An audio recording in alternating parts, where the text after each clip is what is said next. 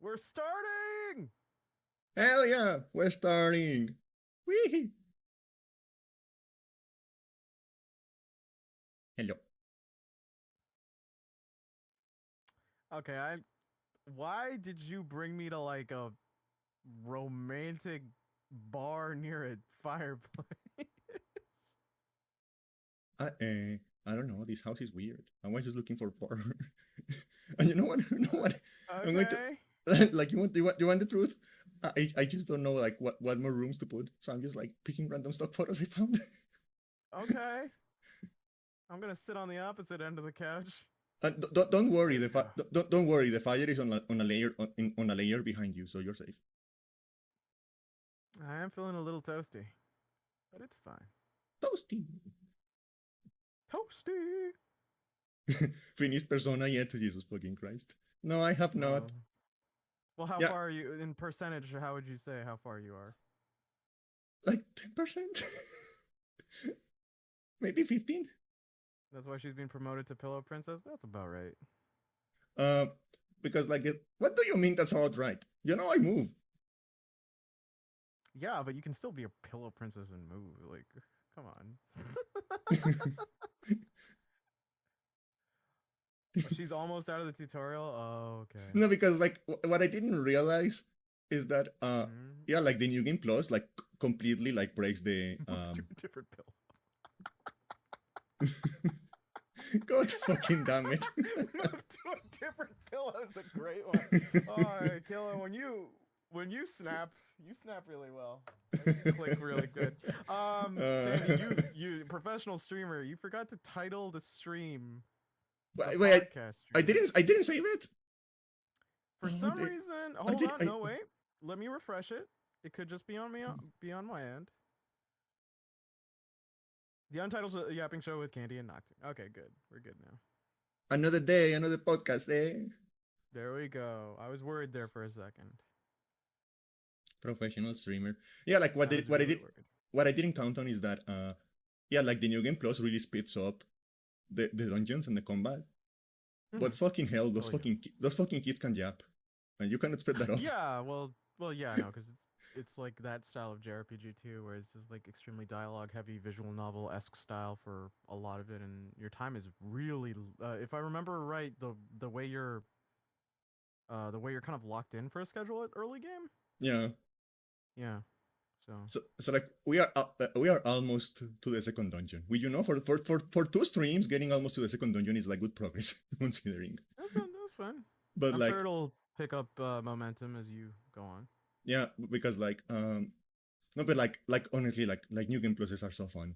Like it They are. They are. like you get to like the top of the first dungeon and you get to like the mini boss and the game is like be careful, this one is really strong and he has like a red like aura glowing around him and he looks like gigantic. And he goes like, "Be careful! This one is really strong." And all the characters are like going, "Jesus Christ, how are we going to beat this guy?" And you And just just go, womp them. and my level 99 Lucifer just goes, "Have you considered a nuke?" And you deal 10 times the amount of life as damage, and it's like okay. Yep. Because like I also New found game bosses are great. I also found like another thing is like the enemy almost never gets another turn. Like at least so far, the enemy almost has never gotten another turn unless I make a mistake and I select the wrong command. The enemy never gets a turn. But when they do, it doesn't matter because the New Game Plus carries on all the like the gear you have, like the armor you have, and the armor in Persona 5 is not like locked to any levels. So I can just equip everyone with like end game armor from the beginning, so the enemy just kind of tickles you. Despite the fact that you're level 1, the enemy just kind of tickles you. And it's like, oh, okay. And I also found that like, because I 100%ed like, because there are like secrets on like the dungeons, but and because I got like all the secrets on all the dungeons on my first run, the game gave me like an accessory that reflects all damage on my protagonist. So it's like, you literally cannot touch me. You literally cannot touch me. Nothing you do can ever touch me. I'm invincible. Yeah. But it was so funny.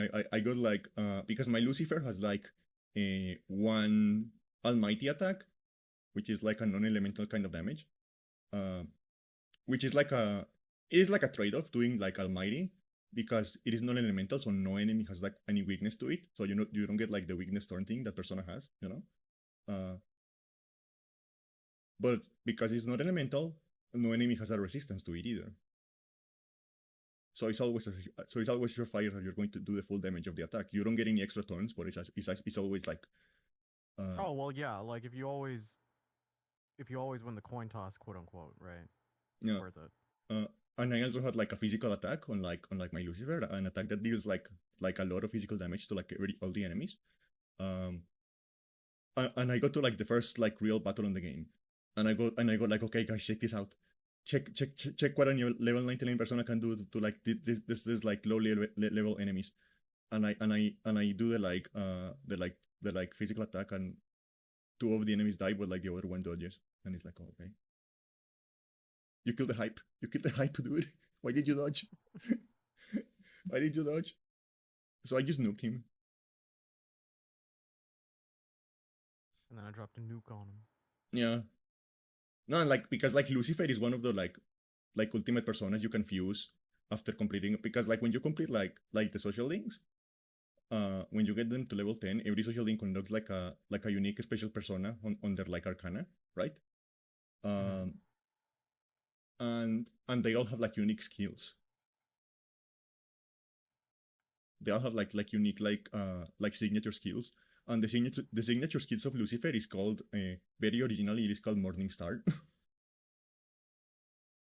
Oh, that's a pretty good name. I mean, like, Yeah. yeah, So it's what really cool. and because it is and all of those signature moves have like a unique animation, Mm-hmm. right? So what happens in when you cast Morningstar with Lucifer, what happens is that the camera just like looks up and you see like the stars, and you know the thing that really like cool time lapse that happens when you do like a long exposure of like the stars where you see like where you start to get like the circular trails. Yeah, The game starts doing our that, and cameras catch it too, just naturally because we're always moving. Yeah. yeah, the game does that.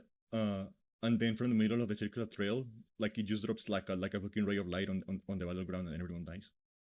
That's awesome. Yeah, That's a pretty good one. and like the thing is like a very cool it's a very cool animation, but it's also just like 20 seconds, so it doesn't get in the way. Yeah. Uh, There's some like animations that I remember like even when I was like automating cyber suits and stuff like that is like I'd be like, yeah, no, the animation's cool enough that it can just I wouldn't skip through it. I do like I don't know, like I really do appreciate like the unique, like when you have like just like little like unique animation skills stuff like that is really nice. Yeah, me too. Um, no, but and yeah, like it's so funny, like getting to like I got like one of the part time jobs because you need to like go to that job like a couple of times in order to start one of the social links, because that is going to be the free time on this playthrough, because I like Mm-hmm. because the new game plus like it carries over like all the stats, so like you know like the social stats you have like strength, like confidence, and like courage, and like charm and stuff like that in Persona games. Mm-hmm. They all carry over, so I don't need to like do anything to level those up. I also like carries over all the money and all the equipment, so I don't need any money either. uh so like on this playthrough, like on the free time is going to be all social links, like that is the only thing I have to like do again, really. But in order to like start one of the social links, I needed to go to the like one of the like part-time jobs a couple of times. Um and I needed to do one of the like part-time jobs a couple of times. And I was like I did the job, and they paid me like 3,000 yen, right? And you just see like the little like animation for like the money going into your bank account. And those 3,000 yen really make a difference for my 3,500,000 yen. They really make a difference. Jesus. Yeah, like the new game plus is broken to the point where like Yeah. I actually had to explain to chat like I'm not cheating. This is in the game. If it's in the game, Yeah, it's not no. cheating because The it really amount of looks times like you're like cheating. well, yeah, no, but like if you because JRPGs just in their nature, if you're just smart and you just not even just mid maxing, but like well, it's just all optimization. Once you get your final like units, like difficulty just gets thrown into the wayside. Yeah, Very more often than not. And then so like when you do a new game plus run, of course everything's gonna just like get lambasted. Unless I suppose you spike up the difficulty to its max, and even Why, then, why did the the sign not difficulty show might up? have it. I saw someone Might have redeemed it. issues. Why did it not show up? Killa, yeah, the professional streamer one, and then. Oh. Let me see if So I can that trigger it shit. manually. But yeah, Why am I, I don't why know. am I As getting long as you tiny? speed it up. I don't know. Professional streamer. Alt minus. Okay. Alt minus. Okay, What there the we go. fuck? I will give it to you.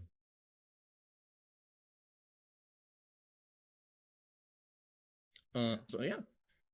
And we decided that because I have like the time to like do all the social to do all the social things, I'm going to do the harem route, which I've never done. I've never actually do like the harem thing on like any of the Persona I games. find it the funniest. I've seen like one video on it, and it's just the funniest.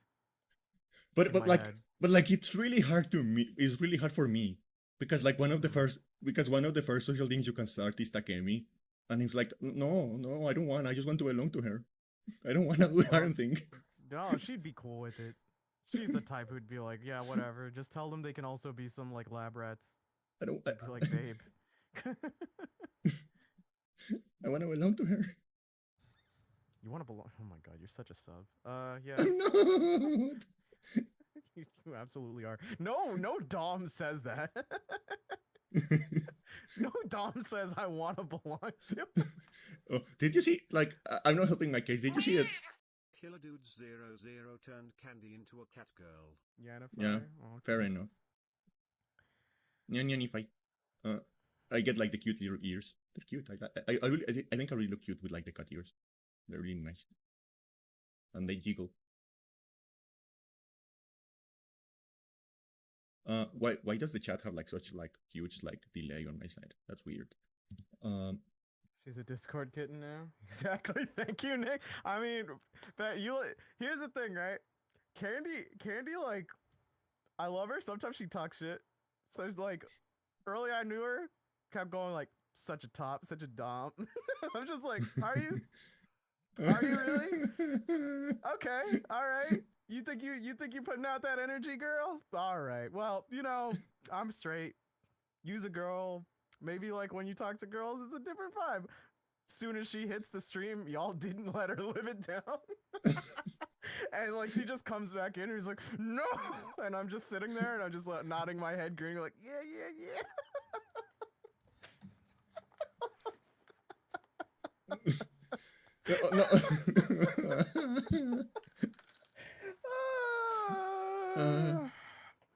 This is the life of an entertainer, I guess.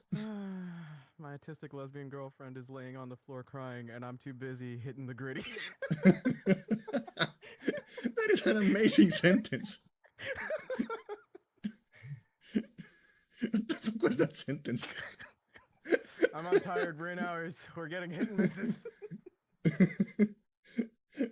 No, but like, okay, so like the Discord kitten. I want someone to, if anyone can animate, please animate her. I want you to animate her doing the pose where it's like Pepe on the floor when the tray's like splayed and she's crying. You don't need to put the tray, but she's crying, and I just need my character in the back hitting the gritty. No, but like, okay, so like the Discord kitten thing. The Discord kitten is like that. Is for the joke of it is the name I decided to like give the character this time. Which character design? This one? No. It's the name I decided to give the character in the game. Oh yeah, no. I saw you put in Discord like Is it actually Discord kitten? I thought it was just kitten. It is the Discord first name Discord, last name right, kitten. Yeah. No, now I remember. And it was a terrible mistake because the first thing that happened is that I've seen some of them. The first thing that happened is that one of the teachers called me Kitten-kun. Yeah, it's not good. One of the teachers called me Kitten-kun, and immediately chat was like, "I'm going to call you that now." And I'm like, "Oh no." Kitten-kun, Kitten-chan. The character hasn't been called Kitten-chan yet, fortunately. I don't think anyone does. Okay. But it has been Kitten-kun, Kitten-san. It gets called Kitten Senpai. Yeah, that hasn't happened yet either. But I don't know, like, I feel like Mishima calling you Kitten without any honorifics is just like the worst that could happen. Yeah, it'd be pretty bad. It's like, and he's like, "Hey, Kitten," and he's like, "No, don't say that." Nah, y'all can't be calling me that, bro. And anyone but you, Mishima. Anyone but you. Listen, Mishima, we're close, but we ain't that close. Like how do I put this nicely?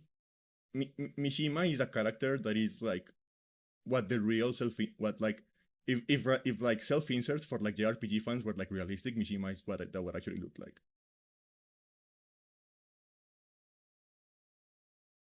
Oof, I mean, you said it. I mean, like, I've seen some of his dialogue. I think one in like the cafe when he's talking to Futaba, and I'm just like, yeah, that just sounds like it sounds like an average player of like the game at the time. Yeah, like you know like and like the thing is like Futawa is an actual shonen. Like she doesn't talk to anyone. She has been like locked in her room for like a year. This is this is like she has been going outside for like a week, and she sees him and she's immediately like, "Damn, you are a fucking NPC." And it's like, and it's like I mean like if even she can clock that, like, my guy, there is some work to be done. There is definitely some work that needs to be done. Bro's a whole project. Yeah. I don't know like you know like he's not a fixer upper, he's like a demolish and build again kind of deal. Break and remake from the ground up. Yeah. Fixer uppers and break and remake. Yeah. Yeah, all right. Fair. uh so yeah but like it's so much yapping, and I've been doing like an effort to like skip dialogue that is very clearly just like tutorial, Mm-hmm. but it's still so much yapping. It's like, That's damn, you fucking kids talk, Jesus yeah. fucking Christ. And like you don't like you Yeah. and like you don't realize that because it is broken up by gameplay, but like the fucking like Well, the problem is you've become so efficient at gameplay that like yeah, like it's that's the going by thing, faster. Yeah. like No, get so you like don't the have your pacing correctly yeah anymore. like the new game plus is so effective at like shortening the amount of time you have to spend like in battles and stuff that it has officially like turned the game into a visual novel. Yeah. So that's the thing. Like because I my feelings on JRPGs are like a bit more open and mixed. Is like I do like them when I can get into them, but like anytime I look at them from a distance, I'm like, you are one of the last things I want to play on an actual like fundamental level for me as like someone who enjoys games. Is just like one, your core gameplay loop. I have to be really dedicated to it and do it on repetition to the point of it having to be good and finely balanced. Otherwise, I'm gonna get really bored of it. Yeah. And the other part is usually you're going to, on most average, like it's going to be a visual novel delivery, and you're kind of either going to be locked, or you can have some open world elements, which does help it a lot more. Like I'm a lot more lenient on, to no one's surprise, Like a Dragon 7 and Like a Dragon 8 because of their more open world nature in approaching it. Yeah. And that gameplay loop. But like even then, if I were to go back and do a new game plus run of the Like a Dragon games, it's like a lot of it after once I because I'd be like decked to the teeth. A lot of it would just be me going through cutscene of like different types. And Yeah. then unless I really want to play the story again, at that point I might as well just boot up a YouTube movie Yeah. like Well, where but some guy like cut all the cutscenes. I think that's the real strength of like the like the like main Shin Megami Tensei games, and that is like Main and that is what? like the real strength of like the main Shin Megami Tensei games is that Mm-hmm. the particular way the turn-based combat on those games work is so much fucking fun. Mm-hmm. Like the press turn system they have is like honestly my favorite like turn-based combat system. Yeah. I mean like you can like if you I won't say like turn based is I'm not gonna go so far to say turn based is not fun or not engaging. You can have really fun ways about approaching turn-based combat and like even classic turn-based if the I don't want to just say like AI, but like if the way the game plays out is it feels like a pretty close match and it is a battle of wits on what you should be doing, then yeah. But And I think again, yeah, like I think that is why Shin if you're Megami Tensei optimized out of works. it, yeah. Mm-hmm. I think that is why Shin Megami Tensei works because like the enemy works basically under the same rules that you under the same rules that you do. So if you understand the system, you can basically like steal every turn and like double the amount of turns you have. But the enemy can do the same thing to you if you get distracted. Mm-hmm. So it's like, and the game doesn't fuck around. Like there are enemies that will know that know exactly where your weakness is and will go in immediately. Yeah, that I like because like you've intelligently designed it around it where it's like the AI isn't stupid. Yeah. Okay, Where Nick. there are a lot of JRPGs where they can be. Yeah, go ahead. You call There, my name. there is this VTuber. Her name is Akuma Nimune, right? Okay. She's a very big Hakuna VTuber. Matata, got it. Yeah. She's a very big YouTuber. She's one of the ones I watch, right? Mm-hmm. Look at her, right? Right? Pretty Her cute. design's cool. Yeah, yeah. Okay, so Oh, we got hair to clip horns are pretty cool. we got The to design. we got to one of the like mini bosses, optional mini bosses in Persona 5, and Chad decided it looks like her. Okay, let's see. So I want your opinion. Do these two look similar?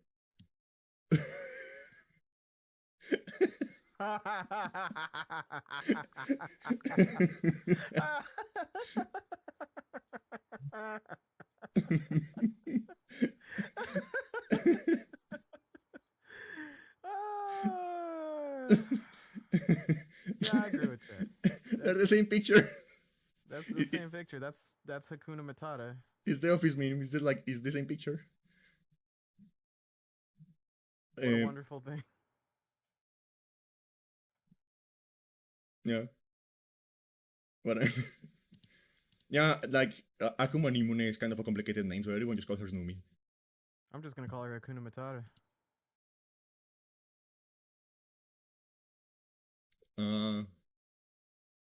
What was I going to say? Oh yeah, I don't know. Like it's just like so much like when you're actually playing the game, it's so much fun. Like just like playing around with the new game plus. I guess like the biggest shame is that all of the like high level personas are none of the high level personas are like hot women, so we don't have any hot women in my party, which is sad. That is kind of lame though. Like there isn't enough diversity for it. You could definitely add more for the. Could I level up one of the hot women? Yes, but I'm not going to. But like getting from level 9 to level 99 is not something I'm going to do right now. I don't have time for that. And like that is like the funny thing I would like the Persona games and like the Shin Megami Tensei games, is that you are not supposed to level up your personas or your demons. You are supposed to like carry them on for like a little while, and then you're supposed to kill them and use their like juices to make someone more powerful. Yeah, I mean, I've played games similar, like against Cyber Sleuth. Even the Shaman King Game Boy Advance RPG pretty much went on the same principles. Yeah. So yeah. I mean, we do have like yeah, but like so like, but like I'm going to be honest, like the design for Lucifer, like it is cool enough that I'm not mad. Yeah, you showed me him. So and Lucifer is like my main persona right now because he's like the one with the biggest damage I have, like with the highest stats, and like with the highest stats, and like he has like a lot of the like, and he's like full level 99. Like he doesn't level up anymore because he cannot. He just straight up cannot level up anymore because he's level 99. He has like all the strongest attacks and stuff like that. And again, he has like a lot of resistances, a lot of like, and he's just like a very cool design. It's a very cool design. He's like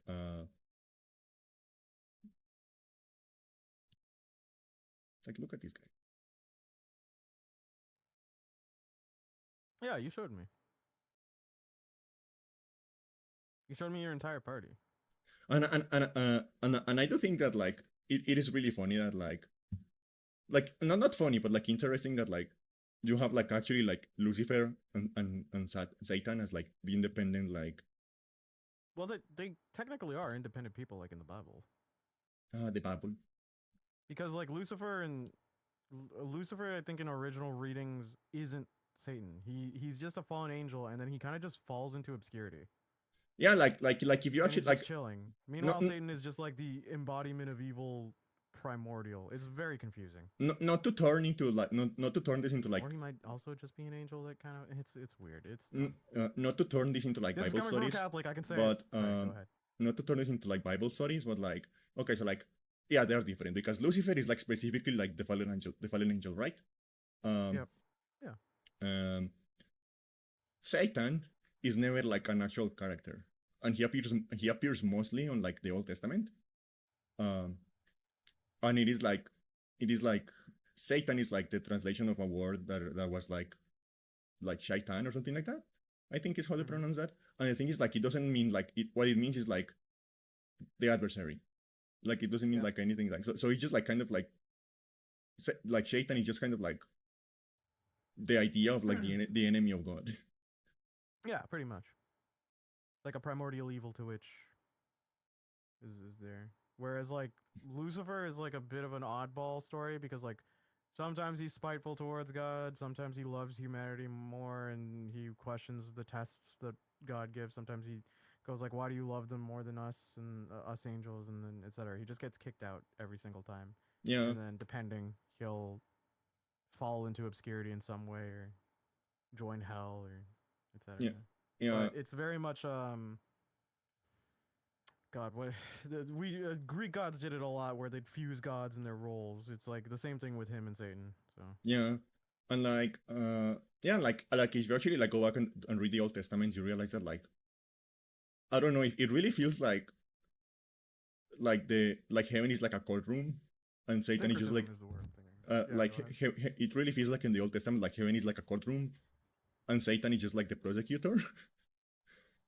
And that is like the relationship is like they're on different sides of like a courtroom. Yeah, but like,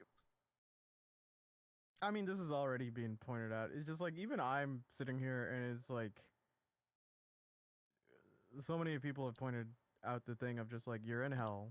And then Satan's like, you're here in hell where only the evil reside. Get ready to be punished. And it's like, well, aren't you evil? It's like, yeah. And you Then hate why God. Yeah. Why are you then doing him punishing me? favors by punishing me Yeah, and not just enlisting me in some sort of like war or rewarding me to do the bad things that you advertise?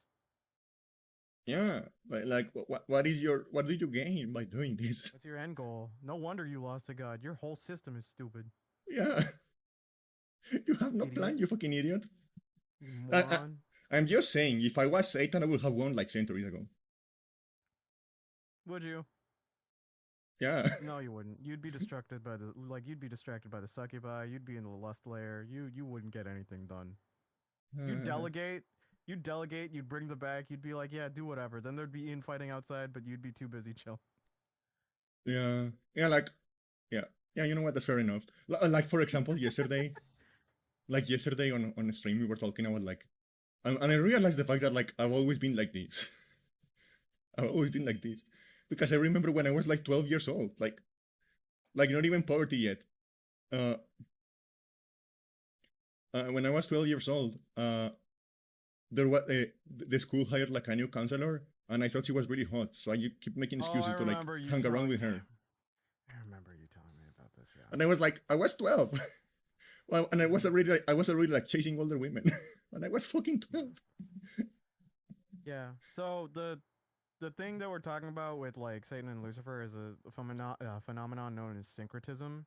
Relative to is the merging of gods or like religious figures or Yeah, the mythological Romans were really good about figures that. that yeah that serve like similar functions. Romans were good at it. Egyptians were pretty good. Well, the Greeks kind of Greeks and Romans, even the Romans would just like the way they do syncretism the most. You know what? I won't say. I'm trying to think of like pure Greek examples, but like Rome, you are right. Rome did a lot because Rome would like do it with their own gods to Greek gods to give them that duality and that more like that validation of something established that was well known, and then they would also like fuse like gods of like Egyptian lore with like Greco-Roman lore and syncretism, if I remember correctly, while Roman was expanding, was a way to make sure that culture that they had just like pretty much added to their empire felt included. Yeah, like Yeah. because like the more you like try to like alienate and like eliminate the culture you conquer, the more likely you are to have like revolts immediately. Yeah. So they were like, you know what, like yeah. Your gods are actually like perfect. They work. They work with our religion. It's fine. Yeah. They just have different names now. I do think the Greeks did it during like the Hellenistic period. I'm trying to remember before that. It's tough for me to remember all of it. But like, yeah, they would do it a lot. And even then, technically, I'm counting like Greek syncretism too, because like there were times where like Greek gods would just subsume others based off of their functionality. Like at some point, Apollo became a sun god, even though Helios was there. Yeah. So it was like, it just happens. So in this situation, like syncretism, you would think is like different, but it's like in this sort of thought is like, okay, the subsumation of another god. Yeah, Catholicism kind of does that too. Okay, so like I'm going to go back a little bit on chat. Kila is asking if the New Testament retcons a lot of stuff, and I'm going to do the wildest comparison. Mm. I'm going to go on I'm going to limb and do the wildest comparison. You know how Final Fantasy XIV had a terrible launch, like the first time, Uh-oh. and they basically Yeah. had to uh um, to like take the game down, like redo it completely and like launch it again. Mm-hmm. And the way it works is that like the current Final Fantasy XIV is actually kind of a sequel to the original Final Fantasy XIV. Yeah. And what happens is that like when the servers of the original Final Fantasy XIV went down, the moon turned out to be Bahamut and he crashed into the earth and caused like the end of the world. So the new Final Fantasy XIV takes place like after that, right? Yeah. What I'm going to say is that in the New Testament, like the role of Jesus is Bahamut.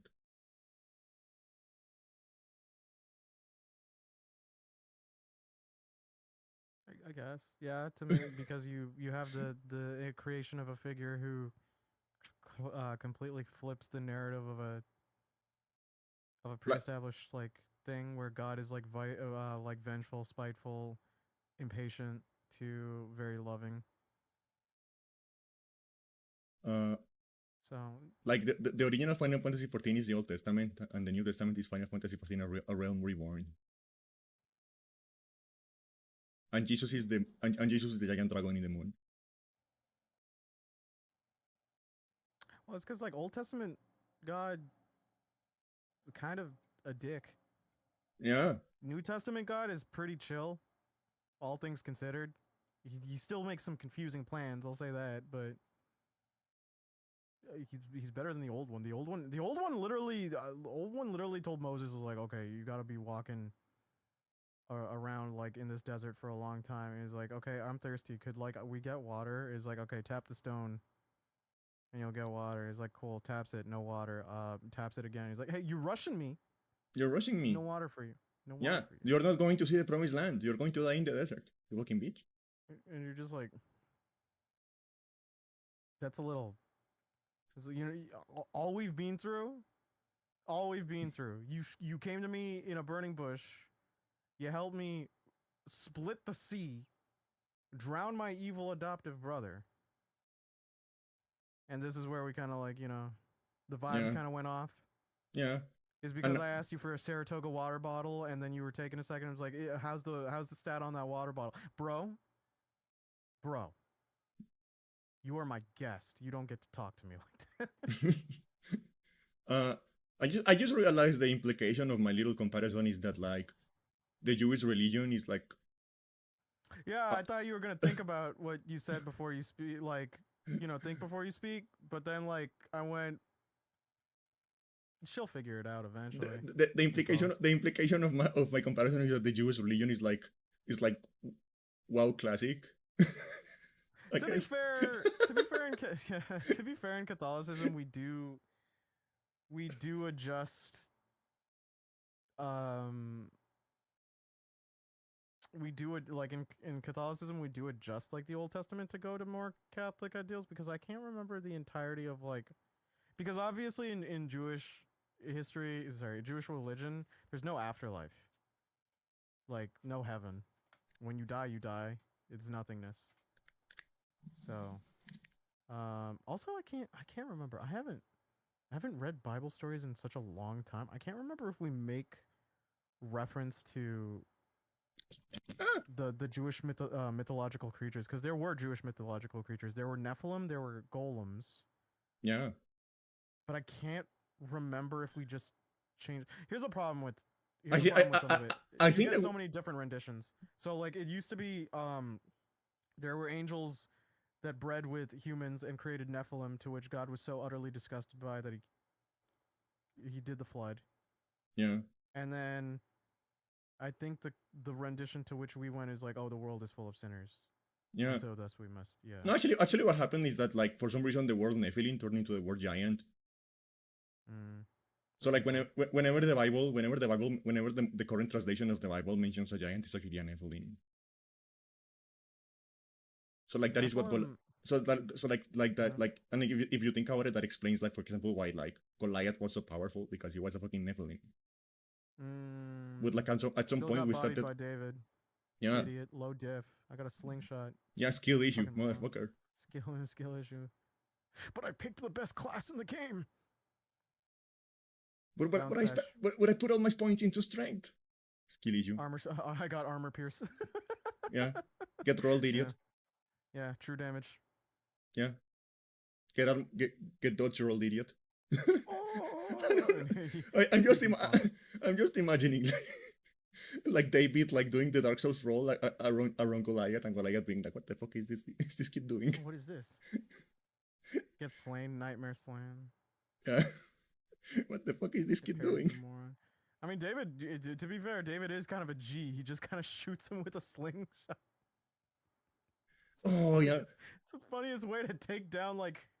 Oh yeah, like that. That is another really funny thing. I was like, I forgot. Like it's just like, and then he pulled out the gat. And he shot him. Another really funny thing about like doing the Persona 5 New Game Plus is that like again I have like all the end game equipment. So I have like the end game pistol with like the extra damage and like the status elements. Oh, so yeah. so whenever a random metal starts, I can literally just like hold down the pistol button and everything dies. That's pretty funny too. Oh, I've seen like YouTube clips of that where it's just the like he's like, and then I pull out the gat, brah, brah, brah, and they're all drop dead. It's pretty funny. Yeah. So, but like what you're saying is that like in that Indiana Jones that one Indiana Jones scene is a David and Goliath reference. Yeah. Yeah. Yeah. Every time you pull out the gat and end things with a dude that's bigger, just like you Davided that Goliath. Yeah. Hold your chest high, King. I'm just imagining like now more ammo. Now I'm imagining like David DeVito dressed as like an ancient Canaanite being like, so anyway, I started blasting. Yeah. So anyway, that's not a David DeVito voice. Blasting. I wish I could do a good Danny DeVito voice. Yeah. What a legend. We're doing a lot of blasting. Have a good meal. Enjoy your meal, Come Silent. back and listen to us. But don't say anything disgusting. Promise. No, do not listen to me while you're eating. I can't make any promises. Oh, okay. We are doing so much blasphemy. You think I'm already excommunicated? Okay, here's the thing, right? Because like I'm sure if there's ever a situation where like someone Catholic messages like, how could you say you're still part of the faith and say this stuff, is like I've always been raised in like a sect of it where it's just like if you can't like look at it in a different perspective and understand where some things get a bit odd and then understand like what you can extrapolate from it beyond that, then I don't know, why would you have pride in blind faith? The ability of cognitive dissonance and understanding that there are deeper messages that you could extrapolate from it and not taking it to its literal is kind of important. Otherwise, I think you're going to end up like a moron. I'm sorry if you're hearing this, but like, please use your cognitive dissonance and understand that like, if you're blindly thinking it all happened and like it all to the T of a higher design, is like, okay, power to you, but you do have to understand like, if your answer to contradictions is just like, well, it's beyond our power to understand, then you're not doing it justice. Yeah. I think that is why I enjoy... If you are given God-given intelligence, use it. I think that is why I enjoy... okay, so like there is this YouTuber, maybe you have heard of him, he's called Wendigoon, right? Mm-hmm. And he does like very long videos about like a lot of stuff. Like I think my favorite video of him is like a 5-hour video analyzing the book Blood Meridian. Oh, you already told me about Blood Meridian. Yeah, I'm aware of it. He has like a 5-hour video analyzing that book, and I think that is like It is a great video. I love that video. But like he's like a very like, and he's like very like outspoken about this. He's like very strongly like a very strong Christian, right? He has like a very strong belief on that. Yeah. And he even like he also knows a lot about like the Bible and stuff because he used to like teach like Sunday school and stuff like that. Yeah. And so every now and then he does like videos about like the Bible and stuff like that. But I think the reason I enjoyed them is because he has the ability to have like that sense of humor. Like when a silly story comes on, he makes fun of the silly story and he laughs at it, and it's like and he just like yeah, so this happened and it's like very stupid and it's funny and we're going to laugh a bit because it's like kind of silly. Yeah. Like I'll say like in current my identity and my faith is a bit ambiguous. I still have ties to it, so it's hard to like completely discard it. But it's like I look at it and it's like if you told me like the story of Noah's Ark, he's like, do you think that actually happens? Like fuck no, I don't think that happened. I think it's symbolism for the idea of like you can take away what you think is a positive message from it, and you can discard what you don't think works for it. It's like, do I believe in a spiteful God who looks at a bunch of sinners and goes, "Oh, the immediate solution is just to drown everything and destroy everything"? It's like, no, that's not one I want to chill with. But do I Yeah, like the idea of like, there's a person who's aware of this situation, Noah, and he's looking at a bunch of animals, beings that would be otherwise helpless without the usage of like something to help. Is like that instills the idea of like, be a person who, if you see people who can't fend for themselves or stuff like that, or they need that protection for an oncoming thing, yeah, do your best to try helping as many people as you can and weather that storm together. I'm not yeah, trying to spout religion. I'm just saying, like, any story you hear, practice your cognitive dissonance, understand what you should take away from it, even if it isn't intentional, and what you should discard from it, even if that's what they want you to think. And yeah, it's like, you'll be better for it. Like, I grew up in that kind of lax Catholic church on how they described it. And even then, like, I didn't agree with everything my pastors or like my peers said. Um, but like that's the freedom of thought. Just practice. Just practice your brain. God damn it. yeah, If you're sitting here and you're saying like I was made in God's image and he gave you enough intelligence to extrapolate even his own stories, practice it. If yeah, if I'm in the pearly gates, and I mean I've heard this, it's like Sleepy Cast, and I still quote it because I feel this at a vibe to an emotional level. If I'm at the pearly gates and God's like, bro, I wasn't liking what you said, and it's like, well, I'm made in your image, bro, which makes you a fucking freak, dog. So like, yeah, just be cool. yeah. I don't even know. Yeah, I I don't think even know if my like religion's right. Maybe Shintoism is right. And I, we're gonna meet up I Amaterasu, and it's gonna be awkward.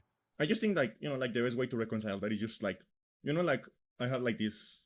I don't remember who said this, but I remember I heard this quote like years ago, and I Mm-hmm. was like, yeah, this is like the way, like this makes sense, and it's like the idea that just be a good person, right?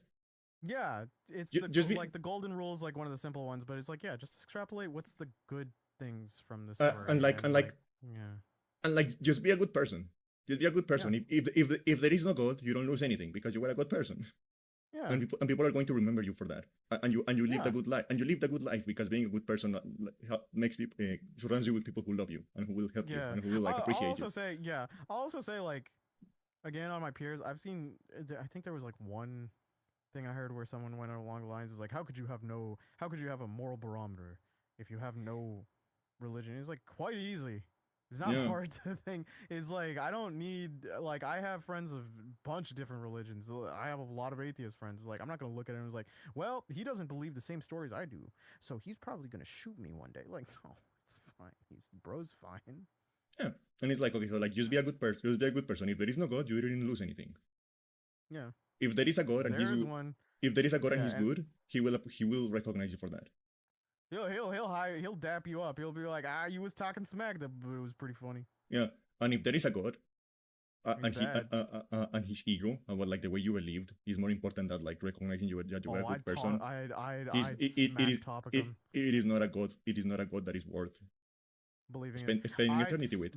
Yeah, I'd smack talk and belittle him until he atomizes me like Rojark. Yeah. and my existence is gone. I'd hold that L with the biggest pride on on the face of the earth. I've never watched that movie. I have only seen that scene. It's fine. I And don't that's like flashbacks that much. that scene and that other scene where like that blue guy is having a threesome with himself. He's a fucking weirdo. I'm not that big on Dr. Manhattan. It's something there. I don't know. There's something so chilling to me about characters in his trope line that are detached to humanity because it's it's a bit creepy. Yeah. It's very hard to explain because there are some where it's like when they're aware of it and they're like he does go through his own emotional turmoils, but there are some things he does that just like really is uncomfortable as like someone watching. It's like, eh.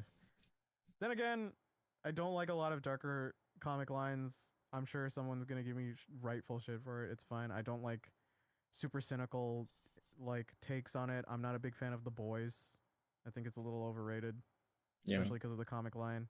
I've never watched that. Invincible's fine. Invincible, I wouldn't say Invincible's outright like cynical.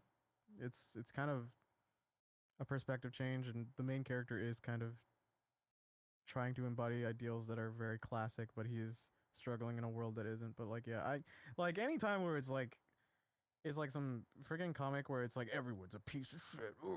I'm just like, bro, I don't need to read your high school fan fiction because you feel bad about life. Like, I'm good. Yeah, but like I think it comes down to like Logan's fine, I think. I think Logan is good because of like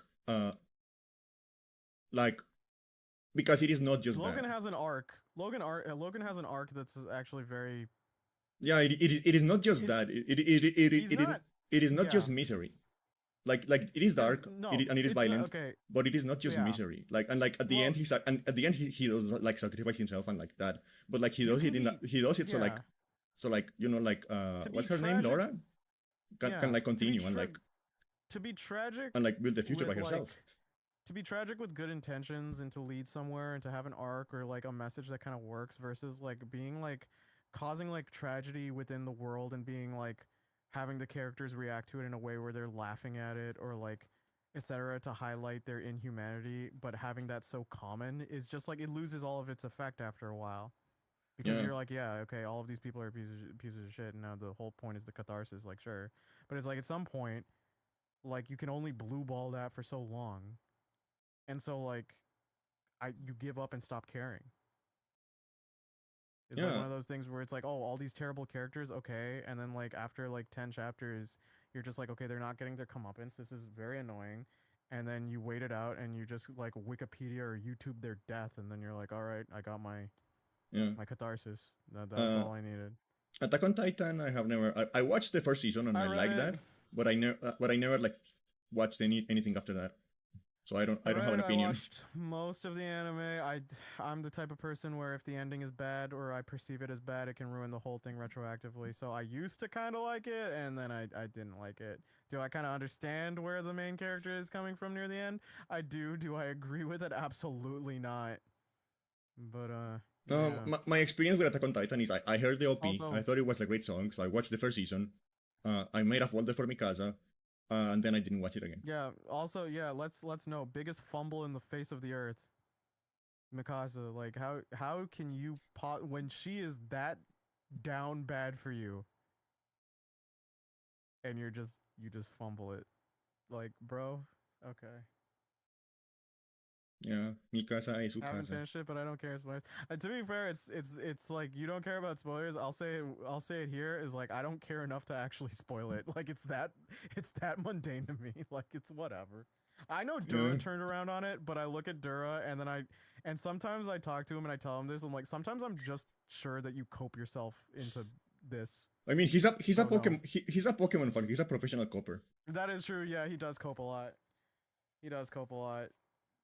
There are times where he'll do the bit. It's like, no, but it's good though. I'm like, is it? Dark Souls? Dark Souls? I think the way like it has to be is like you can have a depressing world like Berserk as well, right? But it's like there has to be some sort of, I wouldn't say necessarily message, but like the goal I think versus like if the goal is just to go everyone is a piece of shit in this kind of like immature way that isn't human. Like it's extremely cartoon evil, but to the nth degree, and everyone's doing it, and the whole point is you want to see justice prevail, but like it's getting delayed over and over. Yeah. I'm sure that works for someone who wants like the revenge fantasy, but it's like you can only do that for so long before you just kind of get like burnt out and you're just not interested anymore. Yeah. And like I feel like Dark Souls also has like the benefit that it is a video game. So like you can see the fucked up world as like your adversity, and you can like create meaning by like overcoming that adversity, like yourself. Because like Like because actually Dark Souls yourself. is an interesting because Dark Souls is interesting because the established world doesn't care about you. It's not like it hates you. It just doesn't care about you. It will be there before you. It will be there long after you.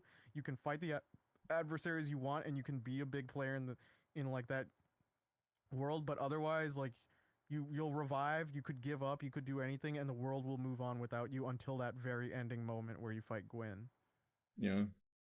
And it's just like that's a very interesting idea because like it doesn't feel so like mean-spirited per se. Like gameplay, you could argue otherwise, but like it's very interesting because in Dark Souls, you're a protagonist, but you're not the main character. Yeah. I think is the whole point, and I find that fascinating. You could make arguments on who the main character is. You could go, oh, it's Gwyn, or you could go, oh, it's Artorias, or you could go, oh, it's this person. But like you're kind of like a pass away name. They call you like any name other than like in the sun other than your own, and you come to some events that are critical moments that are late. And sure, you become the one that changes history, but I don't know. You can make arguments on like whether or not you really are the main character of this thing. You're very reactive to the history that's already been established. You're technically a pawn for a great serpent, etc. I like the fact that the big fucked up serpents that are manipulating the world have like Richard Nixon cheeks. I hate them so much. They're so fucking ugly. No, they're fucking ugly, but like they're ugly in like a very funny way. They are, but I just hate it. I hate seeing their stupid fucking faces. I'm so glad they're dead. I think the worst part So about them glad is that Dark Souls 3, they're all extinct. I'm so glad. I've never been so happy. I think like the thing about them like I don't know, I think like that like because like I have noticed that like one of the worst things you can do to make something like look fucked up is give teeth to something that doesn't have teeth. And like snakes Yeah. don't have teeth. Doing But to they a do. snake, yeah, I just hate it. They look like earthworms, but I can't get into it. I hate them so goddamn much. Like you like Dark Souls 1 is fine. and like that is like what that is like it's so interesting like the little like things like the human brain that gets hung up on. It's like that's not the teeth though. Like why does it have teeth? And like Yeah. and like if you look also- if you look at like a lot of like if you look at like a lot Well, of no, like no, like human teeth. We're Yeah, talking like- about human teeth. We're not yeah talking like about I fangs. know they have Yeah. I know they have fangs, but they don't have like the full like Yeah, you yeah, know. like a huge ass, like just full on smiling fucking Superman, pearly whites. Yeah, like if you look at a lot of like old school like internet creepypasta like photos, they are just like animals with like human teeth. It's really gross. But like, yeah, no, the ending of Dark Souls, even like you can make arguments because it's all a lot of it is speculative, which leads to it because it being ambiguous leads credence into it not necessarily being mean-spirited in how the world works. You are looking at these characters and all of them have made poor decisions, but you understand their intentions as well, right? Like Gwyn, as stupid as some of the stuff he's done, is operating on what he thinks is humanity's best interest, right? Yeah, But like, in the end, what you're doing is operating on what you think would be the best interest for him, like for humanity. Again, you either go the light the fire route where you think this is worth continuing this cycle even though it may seem futile, or you go choose the path of darkness and then see where the world will take its turn because you could say it's the age of humanity. yeah. Although saying Gwyn is doing it for humanity, even though he's kind of opposing some of human, it's mixed up. But like, you know what I mean. And like I think that is one of the things that like can really make or break like a fucked up setting or like a fucked up world.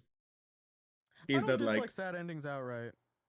like I'll say I that. feel like something that can make or break like a fucked up like setting, you know, like something that is like very sad and very like fucked up and greedy. It's like, okay, but like why are people doing what they're doing? Are they just doing it to like be mean, or do they genuinely have like a reason to Yeah, believe no, that what because they're doing that's the is, thing is I'm like focusing on.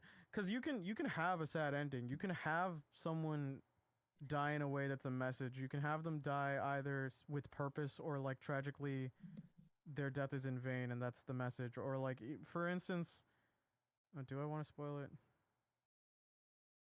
Fuck it. You could argue that Cowboy Bebop's ending is like sad and tragic. And to be fair, it's still strong because of that. It's ambiguous, but like my friend and I kind of believe the sadder route. Silent Hill 2, one of the best endings is the saddest route. yeah. Yeah.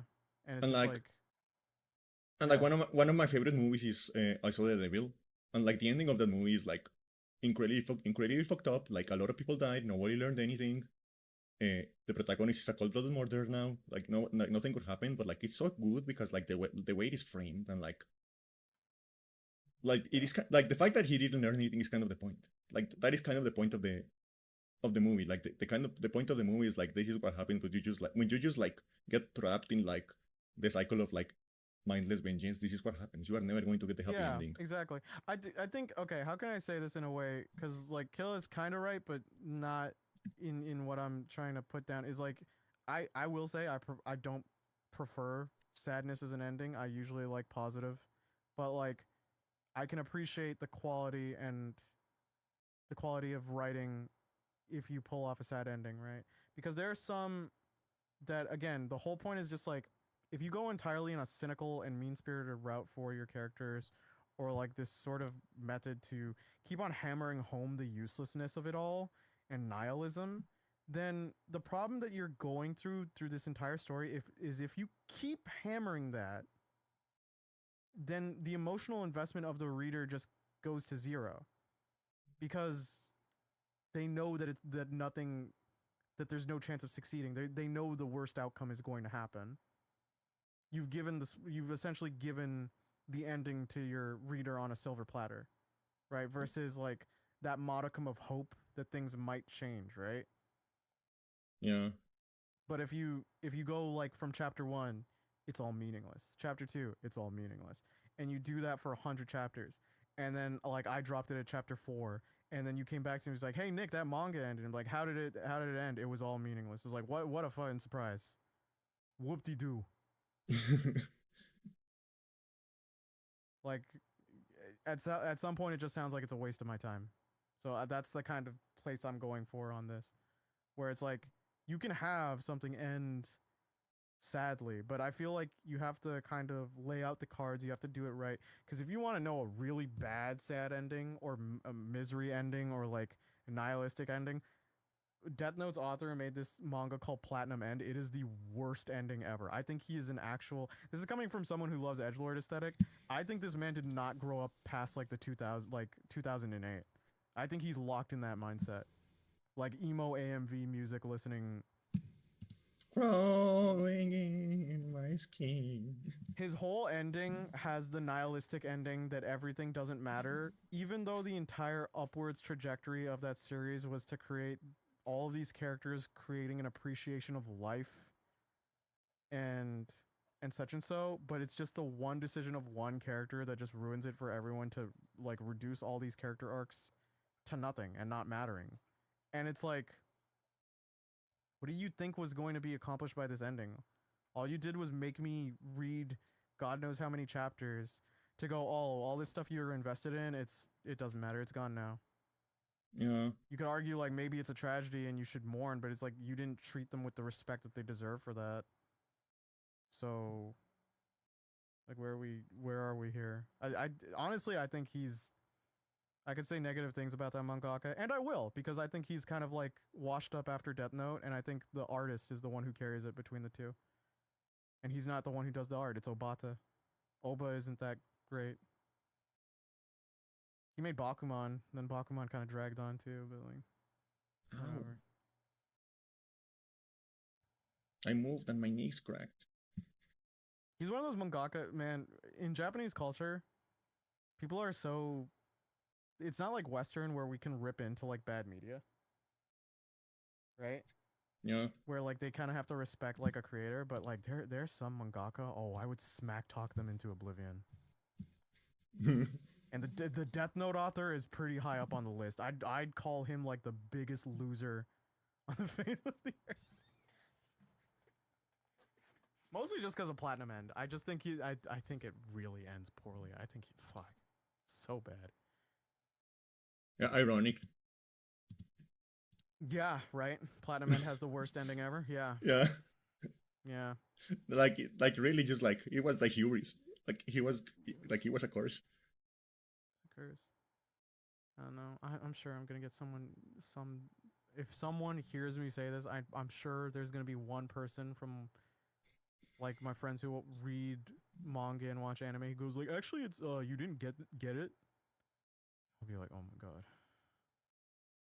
you sweet summer child, as I strangle them. Yeah. I don't know. I don't. I didn't even finish Death Note, to be honest, because Death like Note's good. Death I Note's didn't good. I didn't even finish that one because I don't know. I kind of like lost interest Oh, when he died. to be fair, season two, yeah, season two is like not great. However, the ending of the manga is actually really well done to show the cruel indifference to which Light's life is in, because it's like, you know, you're not God. You can play God, but you're not God, and he has to accept that.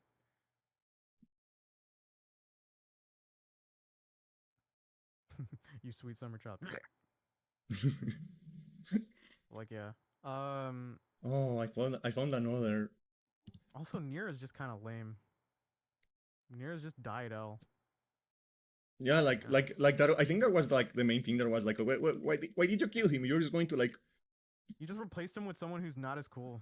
yeah, like someone who's just like him, but like, you know, the thing is like, The you know, difference is you the know, you, difference is between me and L is that I eat toys. you know that He picture eats of his Legos. you know that picture that is like Daniel, the cooler Daniel. Yeah, yeah. That's light. That's Ellen Nier. That was just Yeah, so much more compelling. I found another one. I made a terrible mistake. Oh yeah, I remember. Yeah. But like, hey kitten. But for those of you who I'm do going to like Death turn that Note, I'm going to turn that into a sand alert. oh no. For those of you who do like Death Note and did read Death Note, some of the side novels are good. I would recommend the Los Angeles BB Murder Case. That's a really fun one, and probably L Saves the World, but that's an alternate timeline. Here's the fun thing: Death Note has like different endings depending on the media, and the live action, the first live action, not the Netflix live action, has L win, and it's one of the most satisfying ways that he wins. Do you want to know how he wins, Candy? How? So remember the whole events that lead up to L writing Light's name in the thing where he kind of like kills like Misa's Shinigami and stuff? Mm-hmm. That happens, and the name gets L's name gets written, and then Light says I win and it confesses, if I remember correctly. This is all going off of old memory. And L pretty much does not die, and Light looks at him and is like, why aren't you dead? And he's like, oh, I wrote my own name in the Death Note before you, and then made my death 2 weeks after this day, just so you would rat yourself out. And everyone stares at L like, what? And L wins. And like, it's the best victory ever. It's amazing. And then there is a side novel called L Saves the World, which is based off of that continuity where he takes up one last case, and it's an alternate continuity, so it's where he meets Mello and Nier. So it's based off of the live action movie they did at the same time. But like, that alone is such a very in character thing for L to do. It's very satisfying. So I do Yeah. like that what if scenario. Yeah. It's just so fucking petty. It's so stupid. It's so you didn't win. Nuh-uh. Nuh-uh. Nuh-uh. Have you considered? Yeah. Uh, Have you considered? Pushes glasses. Actually. Actually, the funniest way to win a fight. And speaking of like that though, I heard that Netflix recently released like another absolutely horrible live action adaptation.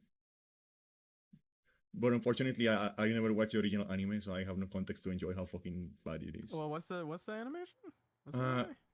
This one where it's like what is how is it called? Let me remember. Let me see if I remember.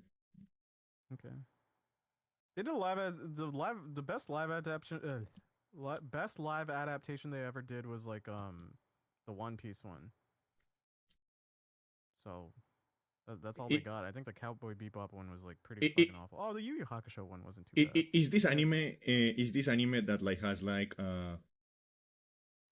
that is like about gambling? That like the protagonist is like a hot like lady with like black hair. Oh, Kakagurui. Yeah. Yeah. Well, Kakagurui is already trash. Yeah, but I heard that like is like I've heard that is like at least like bad like funny bad. No, yeah. But like over the top When I bad. say trash, I mean like trashy. Like you can enjoy it if you know what you're getting into. Yeah, but apparently like the Netflix version is just like the cringiest thing anyone has ever written. That's pretty bad. Hey, if you actually like, And also they made everyone British for some fucking reason. Ugh, fucking whatever. If you guys actually want to watch a really good gambling anime, watch Ultimate Gambler Kaiji. Yeah, like Has the an amazing dude, OST. The art style is really stupid, but it's really fun. yeah, I love his nose. It's like his face is a nose. Like his entire He's face is very just like a expressive. nose with eyes. He's very expressive. He's very emotive. He's very interesting as a character because like he's a genius when he gambles, but he always puts himself back into debt because he's a character that strives when he's down to the corner, like down to the wire. Like that's a very interesting thing for him. Is like he will never thrive. He has to survive. Yeah, but I kind of relate to that because like that's kind of how I live. No, Like I like that. No, I like that. I like that's that kind as of a how I character. like that's kind of how I live because like how distracted I get like the ADHD and like the autism and like the No, depression. like, I kind of only work when I'm on the ropes. No, like so what happens is he'll put himself into debt. Then since he's so into debt and he's like to the point where they would have to kill him to pretty much renege the debt, is like he would create a circumstance in which he would win the counter gamble and then he comes out with a fortune and then he would probably lose it all in gambling again. Because when he does well, he does not operate on the same wavelength to when he's struggling, so he's just much more careless. It's a very interesting idea for a character. Yeah. Yeah. Oh yeah, Nick. Unfortunately, I have bad news. What? You know that character that I sent you the other day. Which character? The evil one? Yeah, Yeah, what about her? they got me. I downloaded the game. I already saw. They got me. I have officially installed Nikkei. They got me. Yeah. Hey, remember when Candy clipped me being a nerd for playing Mahjong Soul for the Mahjong? And then she this happened? Yeah, but like the difference is that I am playing the gacha game for the hot ladies like everyone else. Yeah, you know where how you could get the same experience if you just I don't know, downloaded the PNG from the wiki. Fool, you smooth-brained idiot. I just completely Tarantino.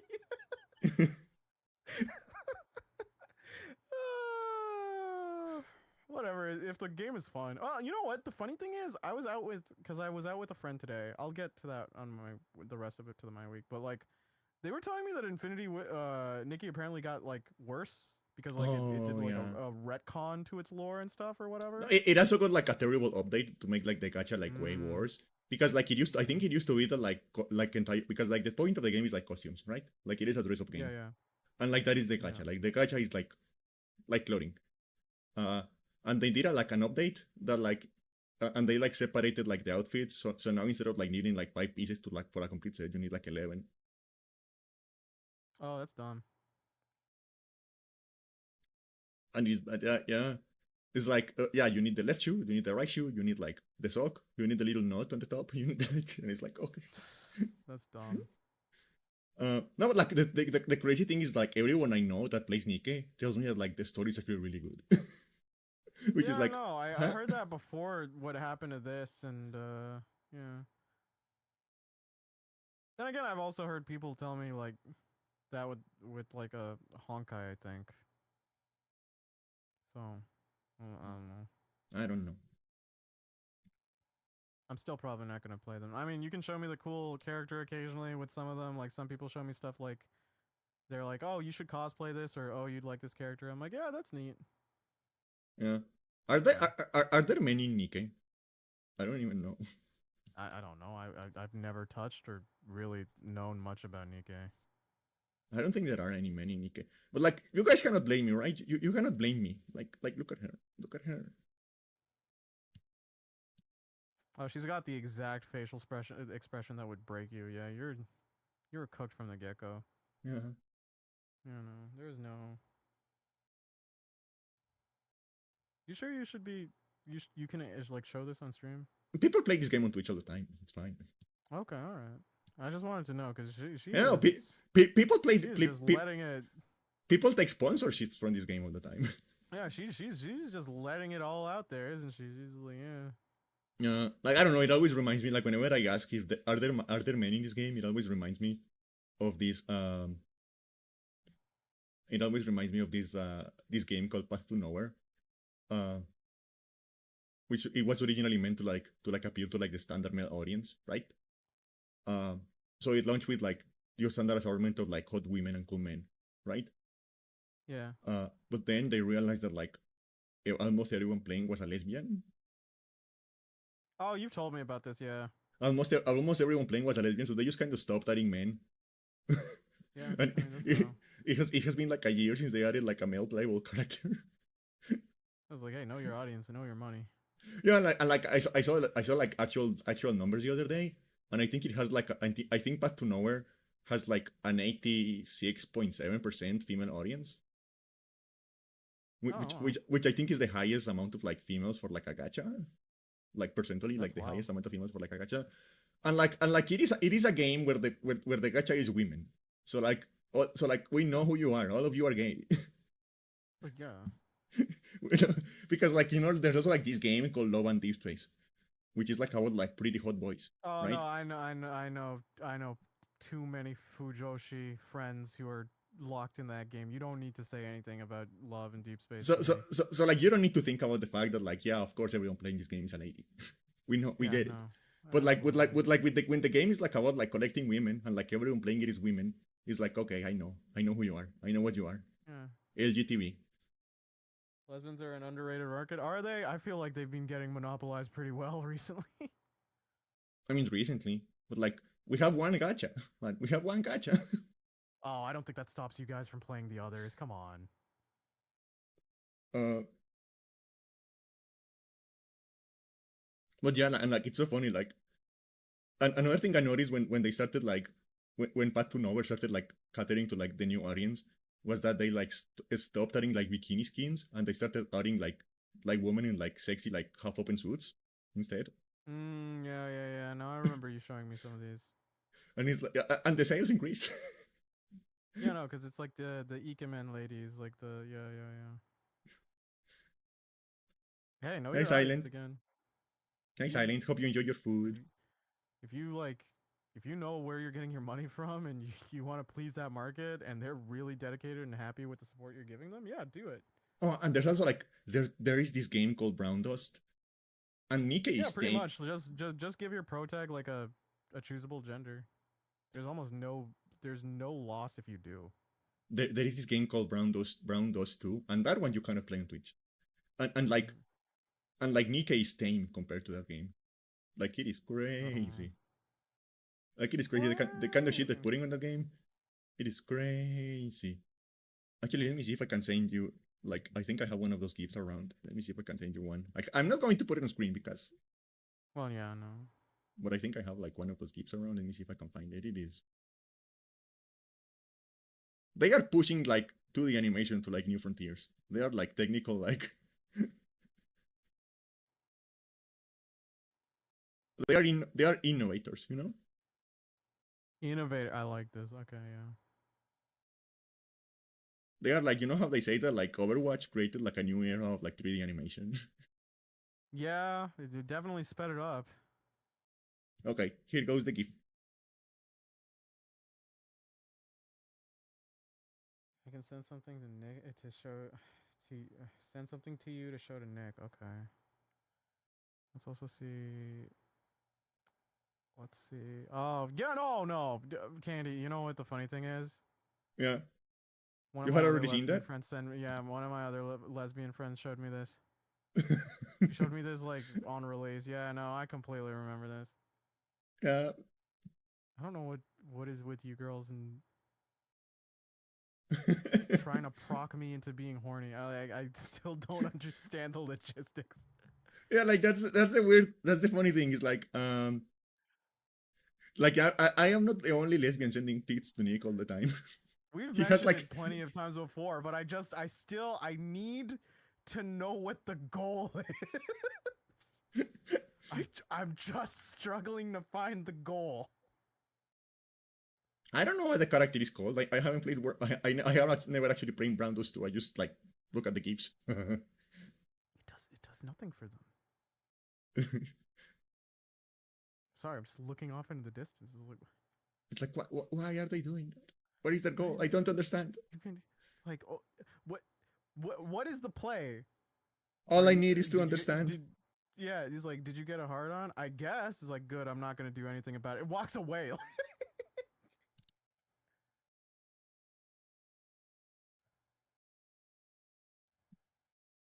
What was I going to say? Oh yeah. Before I forget, you know how I mentioned, that uh, uh, I I have another stupid Oh, she joke for broke. today. Oh yeah, your dad joke. All right. Everyone, I have another stupid joke for today. Okay. All right. Hold on. Okay, wait. Just wait a second. Live from the wait. What's our house called? I don't know. Oh my god. Do houses have Live from the names? resident. Live from the residence of Panic and Candy. It's our comedy special, the Untitled Yapping Show with Panic and Candy. Okay, get up on stage, you idiot. Okay, Tell okay, your joke. okay. Why do lobsters have a claw that is bigger than the other? Why? Because they're lopsided.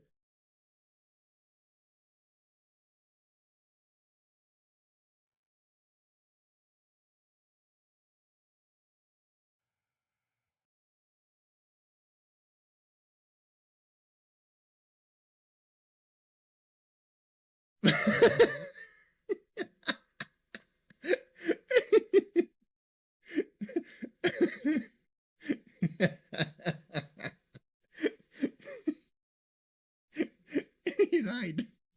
I Yeah. killed him. Yeah. Uh, I'm really proud of that one. You know what the best part is? Yeah. The best part was I was just staring at the screen and my connection died for 2 seconds. And it just kicked me out.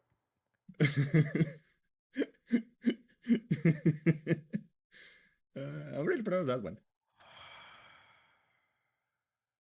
I think I'm going I'm to like. happy you're happy. I think I'm going happy to. you're happy. I think I'm going to turn that into like a tradition here. Like every week, I'm going to bring just like the worst joke I can find. Candy's like stand up. To be fair, Candy and I have watched stand up together because we both like stand up comedy. Yeah. Yeah. We haven't watched any comedy specials lately. I feel like we should sort out like some good stand up specials. You and guys, actually watch them. you remember the one about the guy? Even Nick's internet wasn't happy. Don't worry, bro. I got you. I'll save it. And I'm like, oh. You remember the one about the guy who like had lesbian friends who wanted him to come on a turkey baster to like Oh yeah, make we a joked children? about that. That one's yeah, because they're just like, oh, we want you to be like the donor, and he's like, okay, so like, how do I go about this? Do I go to a bank and you request it, or do we? He's like, no, just fill up a turkey baster, an entire baster. How much? I know you're lesbians, but how much cum do you think I have? Yeah, how much do you think we produce in a single? You've been watching too many like too much hentai, bro. That's not how that works. And they were going to just like wash it and like keep it. Yeah, they were gonna keep it and reuse it. Like, no, you can never reuse. I'm never going to Thanksgiving at your house, ever. I mean, as long as they don't have any children, we're safe. When they get a child, don't eat at their place. It doesn't matter. They used it, or I used it. I filled up the baster. Why are you talking in first person? Like it was you. Well, in the hypothetical, I've inserted myself here. I don't know. I guess Just to clarify, Nick himself has not been asked to come into a Turkey Azerbaijan lesbians yet. Yeah, would I though? Would I be like the donor dad? To, Oh, like, I any know. lesbian couple? I know enough stories. You do not want to know who the donor is. Like it's just going to make problems. Like no jokes Really? aside. Jokes aside, you do not want to Really? know who the donor is Why? because it always creates drama. It always creates drama. It always creates complication. Like someone who wants to insert themselves, or someone who like doesn't want to get involved, but like the other person wants them to get involved. Is like there is always some drama. Yeah, no, because my brain was like, okay, well, all right. In the hypothetical that I would, big if, we would discuss it, and I would pretty much go like, okay, like, I'm very honored that you chose me for whatever reason. I don't trust your judgment abilities to think that this needs a round 2 like of existence, but fine.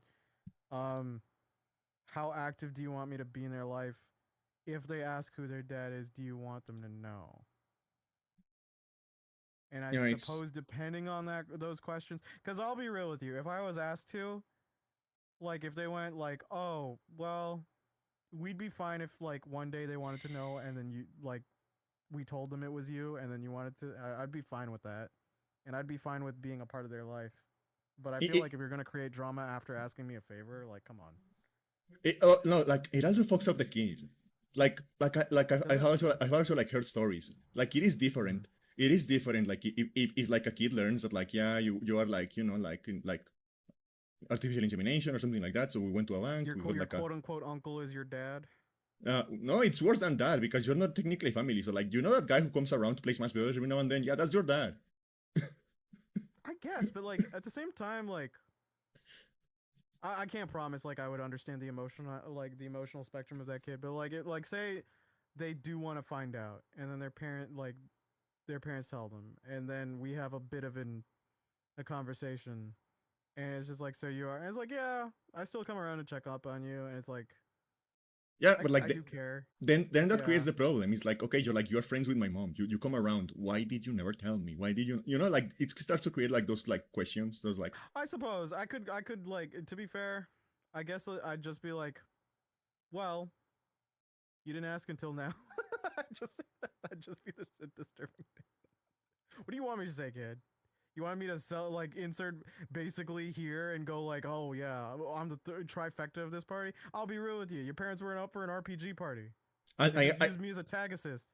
I have also heard a lot of stories where like the couple splits up and then they try to like get the donor for like child support. Now that would be a pretty messed up one. I think I'd be really angry. Like there are just so many like avenues where like knowing there are like if the couple splits up, like you're in a mess. If the couple like starts to like have problems, you're in a mess. If you develop feelings for like anyone involved, you are in a mess. If the kid wants to know, you're in a mess. Like there are so many ways that can like go absolutely like wrong. Like you do not want to know the donor, and you do not want to donate to anyone you know.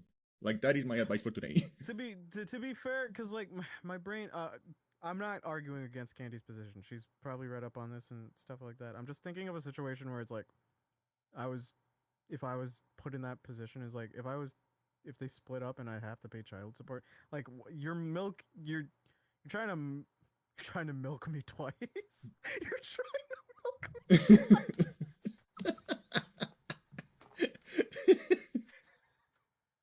Why is that the first thing He had to stand up. He had to stand up. He got himself.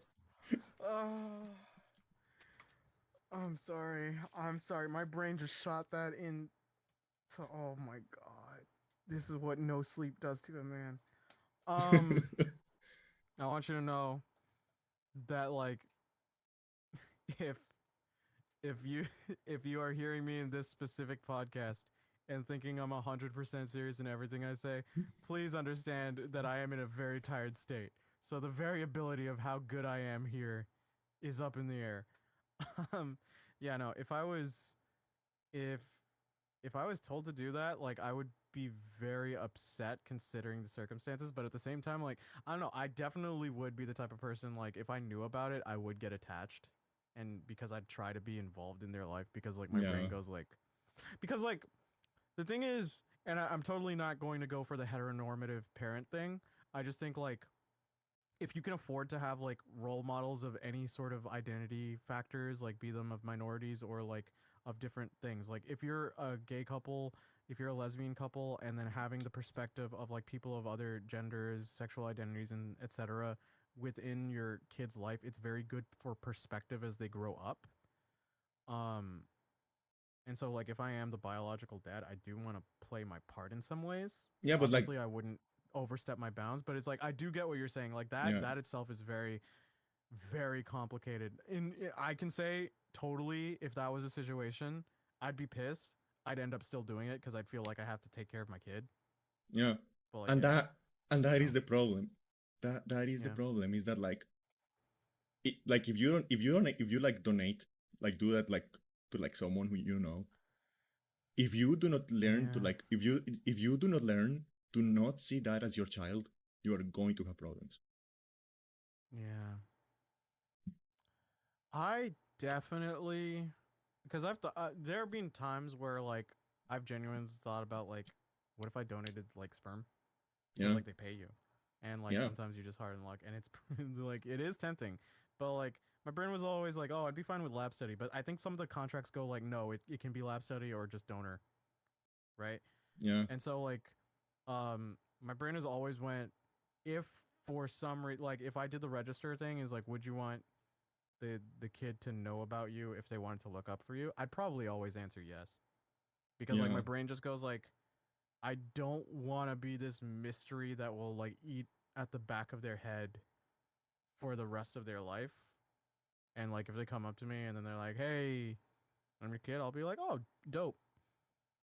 I will find it yeah. funny if they have some sort of resentment. It's like, "Why didn't you come to my basketball games?" Like, I don't know who you are. You play basketball? He's like, "Yeah, you're 5'3". You must be trash at it. I saved my time. Now get in and have dinner. We're having turkey. Don't use the basters."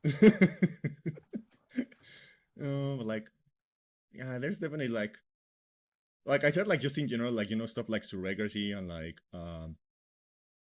and like like donors and stuff like that. It's like emotionally it is like so complicated, and like I don't think there is like a right way to do it. Yeah, But no. there is No. definitely like there is no right way to do it, but there is definitely wrong ways to do it. There are definitely wrong ways to do it. I like I don't want to fault a person who comes into some sort of decision with the best intentions, but like Yeah, you do have to definitely think things through on the yeah. It's You know like you know why they say treat you know what they say about the treat road to it hell. yeah, treat it as a situation similar to like if you were to give like a friend a large sum of money and how that could possibly change a dynamic in the worst case scenario. Oh Like you yeah, have to be very aware yeah, yeah. It's like of like how things go. yeah, it's like just like it is. I don't know if anyone here is ever going to be in a situation where a friend asks him to like donate sperm. If I did, I'd brag about that for years. But like I if would. in case anyone here ever gets into a situation like that, say no. You don't want like I'd brag about it solely because I'm so flattered. I'd be like, "Really? You thought I needed a part 2? you think I All have good right. genes. You think I have? All right. You must be confident in yours like picking up the slack, but okay. You better pray that all of your genes are like You better like listen, best I can give you, your kid's going to be like tan. So they got that going for them. you better pray all of my genes are recessive. You better pray all of my genes are recessive. If the only thing I can promise you is if overpowering spite is genetic, your kid's going to be cracked in that one regard. You're going to have to hope everything else on Yeah. your end is like I feel like if it ever like in a situation like that, I will have to like warn them I just want you to know, if the kid comes out normal, your grandchild is fucked. It's a generational curse. It's always you always roll a d20 with every generation. Yeah. Yeah.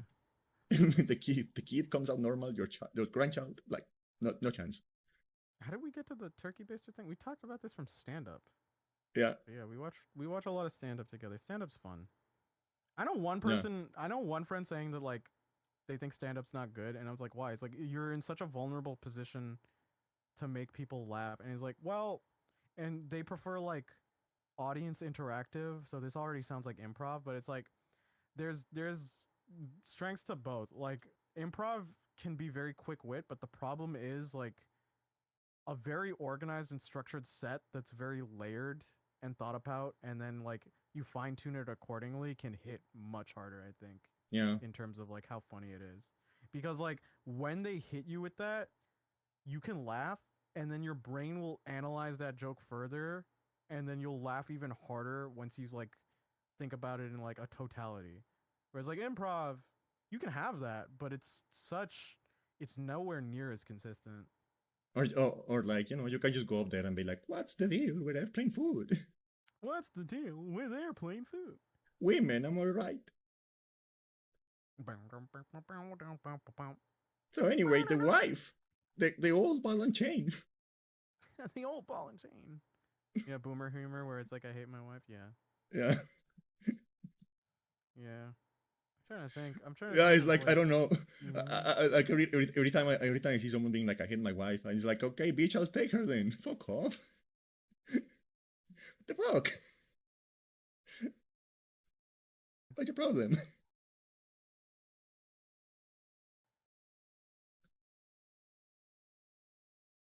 Sorry, I have to mute because like my cat is like clawing at the door. She's such a buffoon. Yeah, that's just cats. Yeah. Anyway, what were we talking Cats, about? cats get up to a little tomfoolery. I guess the problem like with the whole donor thing is just like also if your partner might just be really uncool with that idea.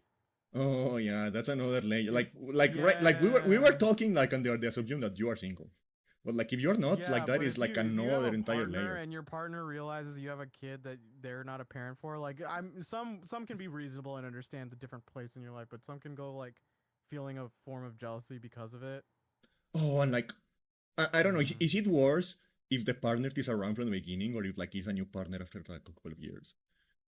Because I don't know, it's Like like if after you donated? yeah, like imagine like No, I I don't know, think like after you donated is like after you donated, I don't think they have as much no, I mean yeah, because reason like to be okay, angry, like but they like like yeah. because like if they're around when it happens, like of course there is like the whole thing is like you should have talked about this to me, we should have like Yeah, you it's should like have made it a group decision. I get it. but like it's also like can you imagine you're dating someone and like one day you just like see one of the friends walking around with like a 5-year-old and like yeah, that's my child, but like he doesn't know. And it's like Yeah. He doesn't know? Like I don't know. How did they extract it from me? What are you talking about? I no, don't that's my know. like the child doesn't know. He's my child, Oh, but he doesn't know. okay. And he's like, Oh. okay. Well, I wouldn't tell them that. I would. It would be like when the kid like comes to our doorstep and goes like, "Can I meet my dad?" And he's like, "Oh, you mean my husband? Uh-oh." And then I'm like, "Uh-oh." Uh-oh. Oh, okay, Uh-oh. I can explain. I can explain. You know how It was a turkey baster.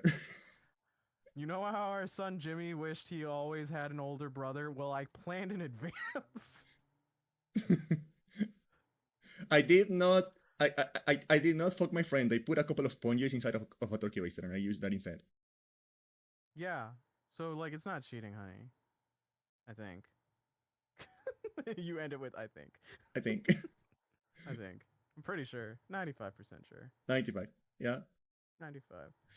like that is a horrible image, though. Can you imagine? You know that like that meme image of like making like a flashlight with like two sponges, like Oh. a kind of like making a flashlight with like two sponges, a Breeding kind of roulette is terrible. I hate breeding roulette. Oh, that's foul. Oh, I'm sorry. Oh. Anyway, go ahead, Candy. Like that meme image of like making a flashlight with like 2 sponges, a globe, and like a kind of Pringles. Yeah, that sounds pretty bad. Have you never seen that meme? No, I've seen it. I've seen it. I saw Okay, it so during high school. It's an old one. okay, so like okay, imagine just like replacing the kind of Pringles with the turkey baster, Huh. like straight in there, Oh, and they can just like use it right away. No need to I transfer don't it. like it. I don't like it. I don't like anything about it. Oh my god, why does my body not like it? My body just like crumpled. Like it tucked inward as to protect itself. Like, oh, You porcupine yourself. I porcupine myself. I need to be safe. What else did you do in your week, you freak? I got a job. I'm proud of you. Thank you. Can you give like details or no? No, it's just like a boring database thing. That's fair. It doesn't pay a lot, but it's like Hey, work is work. yeah, and it's also like a 20-minute walk from where I live. So it's like, oh, okay. That's good. That's good. So it's like, and I think there's also like a bus that takes like 6 minutes. But like, I'm going to be honest, like, I mean, you could just yeah, like I'm not going, here. like I'm not going to stand there and wait for a fucking bus. Like Yeah, that is no. like one of the most boring things you can do. You get some Yeah. exercise. It's not that far. It's just like you save money on the bus, and it's like, yeah, no. It's, Yeah, and they want to pay me with real money, not crypto. Crazy, crazy concept, right? Huh. Crazy concept. When I work for them, they're just going to put money on my bank account instead of like paying me with crypto. What a crazy innovation!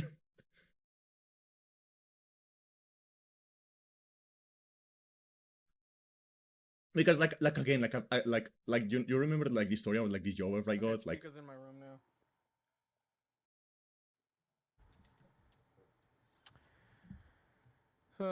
you remember this story about like that one like escort agency that wanted to hire me to like work the phones. Oh yeah, no. I remember that. That And wasn't like too long ago. Yeah. and like the reason I didn't take the job is because they wanted to pay me in crypto. Yeah. It's like this Immediately suspect. yeah, it's like this work they're just going to put money on my bank account. Crazy concept. What a wild Crazy innovation. Truly Yeah, innovative ideas. I passed by a supermarket that went, "We sell crypto." I'm like, what? Where am I? What is Huh? this? Yeah, Are you- like it was a supermarket that sold crypto. Are you sure it didn't say Calypso? No, it said crypto. This bottle of They had Calypso the- is fucking minging. They Suck had your dad. they had the Bitcoin thing underneath it too. Uh-huh. Like the Have you ever seen that video? What?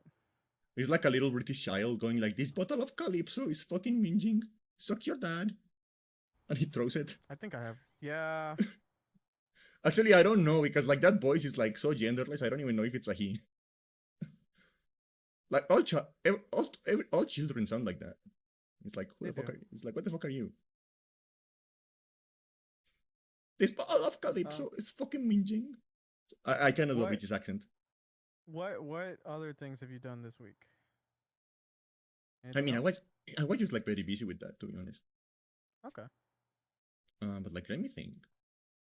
I did play like go for I did do the Persona thing. Yeah. Which is very clear. I'm not going to beat it in time. It's fair. It happens. But it was fun. And I do want and I do plan to finishing this. At least to get the harem route. I'm going what else did yeah, I think like I was just like so busy with the job thing. That is like I was just dealing with that the entire week.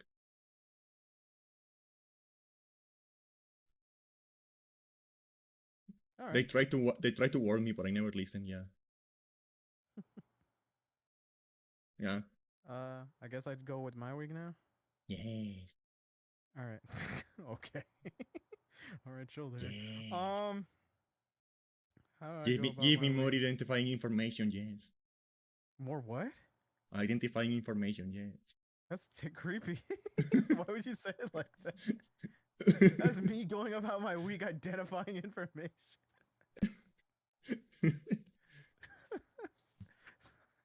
So, I played Resident Evil 3. Is like now I know your location. Yeah, so I got some more stuff done. I was supposed to upload a short this week. I gave everyone their lines. It isn't even that long. 8 people sent me their lines. 3 people are missing their lines because they haven't set them yet. And I've kept on nagging them. So if they don't bring them in by tomorrow, I'm just gonna replace them with some other people. What else is there? I finished RE3 on Nemesis. Sorry, not Nemesis. Nightmare? Pika. Inferno? Pika. Inferno. Pika, will you fuck up? Pika? Oh, you inbred idiot. How was your week, Nick, and where exactly? Okay. So I played RE3 on Inferno S rank run with the infinite ammo items because I thought it would be funnier, and I've already done the other runs clean, and I wanted to just blitz through it because honestly, like, RE3 is a very weird game, like the remake, because so one, they cut out content. 2, how you deal with some of the, like, the difficulty for most of those levels are not that hard until you hit Inferno. And even then, Inferno's jump doesn't get too bad until like the final boss. Mm-hmm. And the final boss will still mess you up even if you have the infinite ammo items. I wanted to make it a fun kind of experience of just like Jill just being this idiot with a rocket launcher and just blasting through everything. And it was. Got to enjoy the story again, even though it doesn't lead anywhere, because like Jill's PTSD kind of just gets pushed aside. You've got good Russian, then you've got evil Russian, whose name is Nikolai. And his whole motivation is like, they pay me money. And it's like, okay, but if they paid you money, then the whole world will burn Capitalism, comrade. because of this bioweapon. How is fortune going to help you? It's like, I haven't thought of that yet. Goodbye. You're like, okay. I am not very good at thinking about the future, comrade. I am not. Carlos is still one of the best characters in the game. You know, he's not like his old rendition that was like overly flirty. He does have like some funny lines where it's not really flirty, but it's just like the kind of like bravado thing of like joking where he's like, "Don't worry, I'll still live. Wouldn't want you to live in a cruel Carlosless world." And like Jill just rolls her eyes. It's like that dynamic where it's just like friends. There, like, I think his character does even better when he finds out like Umbrella are pretty much the bad guys. Wait, and because he Umbrella are the bad guys? I didn't know that. Spoilers, dude. Wait, we're the baddies. Are we the baddies? I didn't know Umbrella were the bad guys. Spoilers, dude. What the fuck? Yeah. So Umbrella, like, he finds that the essential email, and then he has a very interesting moment where he goes like, "Oh my God, Jill knew, and she still trusted me." And it's like, it's very good as a like a characterization for this character that doesn't really get any play outside of this entry. Yeah, he never like he never shows up again, right? Like I never seen him anywhere. He doesn't. Jill has her evasive, like her dodge, which allows for like slowdown in time for your retaliation like shots. Carlos has a very interesting one that I personally like, which is kind of like pretty much a parry where he just like will tackle and then he just follows it up with a punch that displaces the enemy. And it's very satisfying. I didn't really show it in my infinite ammo run because it's just faster to go about just using your rocket launcher. Everything is fine up until you get to the final Nemesis fight, because the final Nemesis fight can have stun lock, where if Nemesis hits you the once, you're just stun locked to death. So you just have to play it out carefully. Yeah. And it was fine. It was like, to be fair, I will say doing that run was probably the most fun I got out of RE3, even though I did play other runs prior. So like, that kind of says something when the challenging, like the entry that's supposed to, like the series that's known to be like challenging and like supposed to instill fear, like the most fun you have is just kind of like goofing around in this way where none of that is ever coming to you. Yeah. But then again, the series does become an action series at some point. I don't know. I think a lot of it is kind of stupid. I just wish it was actually done better. You know how Resident Evil 9 they're going back to Raccoon City, and like the city is destroyed because it got nuked. You're zoning out of your mic. There's something weird happening. Hold Uh, on. you know how in I think I Oh, was it might leaning, just be my wire. I No, think I wait, was hold on. leaning back too much actually. I think that might have been the Oh, problem. really? Oh, okay. But you know how like in Resident Evil 9 they're going back to Raccoon City and like the city is destroyed. Yeah. Like you know what a destroyed city has a lot of What? boulder-shaped rocks. I'm just saying, Chris should like move some of Yeah. them. Oh, we all joke about Leon and Chris coming back and fighting on the top of a building. I feel like it would be funny like if that just becomes a mechanic in Resident Evil 9, like just have like press E to have Chris Boulder punch a punch? boulder Oh my to god. to open like other way. I'll remake 5 and just have that as the built-in mechanic. Yeah. I don't want to be too hard on RE3 though. They do reference that a couple of times in like the newer games, like Mhm. like in Resident Evil 8, like when during the fight with Heisenberg, he's like he calls Chris a boulder punching asshole. Yeah, I do remember like seeing that clip. Yeah, so RE3 was like fine. I'm done with it. I'm not going back, thank God. When RE4 gets on sale again. I mean, it is on sale, but like Not for enough. 25, which is fair, but like it's not enough for me to buy it Yeah. right now cuz I'm just like whatever. Like the way it would go for me to buy RE4 is I would have to hear an RE5 remake announcement, and then I'd kind of feel like my brain going like, okay, we might as well wrap this up before it comes out. Yeah. I don't know. I feel like Yeah. like of all of the games, of all of the series, I think like RE4 is the one that needed it. Like The if least. like yeah, if you play the original, you're fine. Like the original is really No, good. the It is like original is modern good. enough, and it's also like modern enough that like yeah, you're like it is just like I mean, everyone's had this conversation before. RE4 is just really good on its own. It still holds up the test of time because it's sold on almost every single platform on the face of the earth. yeah. Like original. So Yeah, yeah. yeah, and it's like I feel like if you have played RE4 the original, like you're fine. Yeah. Like you can make an I mean, argument. there's You some can things where it does better too. So yeah. you can make an argument that like for the other games, like 2 and 3, like because of like how like they're from a different time, the mechanics and stuff like that. I'm not a fan of calling games Yeah. outdated, you know. Yeah. Uh, but like like you can argue that like the change they make to like the way the game controls and like the camera stuff like changes like the fundamental experience enough. Yeah. To like justify like playing them even if you play the original. But like in the case of Resident Evil 4, I feel like whichever one you have, just play that one and you're fine. Yeah. I mean, I'm probably just gonna do it mostly because the remake continuity kind of seems to be running on its own continuity, and I'd be fine with going there. That's another thing. Yeah. Like how that's a very sticky topic that I never. You know how like I it reminded me because I feel like Resident Evil 4 is like the most like at least number wise, it is the biggest example of this. Mm-hmm. But it's like how I'm always railing or like how I don't like photo scans of faces on games. Yeah, yeah. I feel like that's another thing that you have to consider when like if you're a model or like an actor and you're getting like hired to like do photo scans for games, you have to consider the fact that people are like if someone wants to, they can just like take that model and start making porn with your face.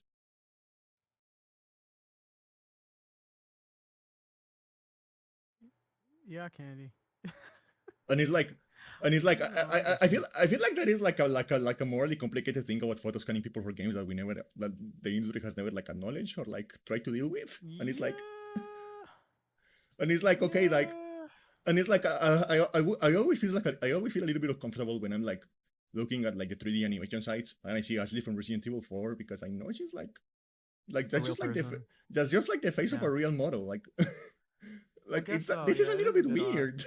Although to be fair, like you could make the arguments like is like how is this like really like let's be honest here, how is this like any different than like a deep fake? Yeah, I suppose you could make the argument that if like a certain 3D modelers cared that much to do it, they could make the model resembling the person on their own. But to be fair, like the whole face scan thing does make it far more accessible and easy to do. Yeah. Yeah. Yeah, no, so RE3, it took me God knows how many years to finally feel like I'm done with this game. Glad to get it off my list. What else is there? I finished Phoenix Wright versus Layton. Yeah. And oh boy, Jesus. Where do I even begin? Okay, so the game is very slow at its start, but then because it definitely feels more like a Layton game, and then you kind of get into the momentum of bringing Phoenix in evenly, and you're doing the investigations with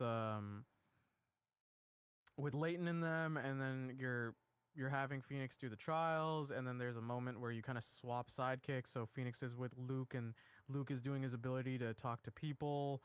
Oh, what a And crazy no, ability, talking to no, people. sorry, I'm sorry, tired. Sorry, talking to animals. Animals Ah. are people too, Candy. But then the thing is, when Layton and Maya have their section where they're doing it, Maya's ability is she's a spirit medium, but she doesn't really do anything like that. She just kind of jokes around. She's there. So good for her, I guess. I mean, how often though the spirit me you think come up in the games? Like, I feel like her joke is just to Oh, joke a around. lot.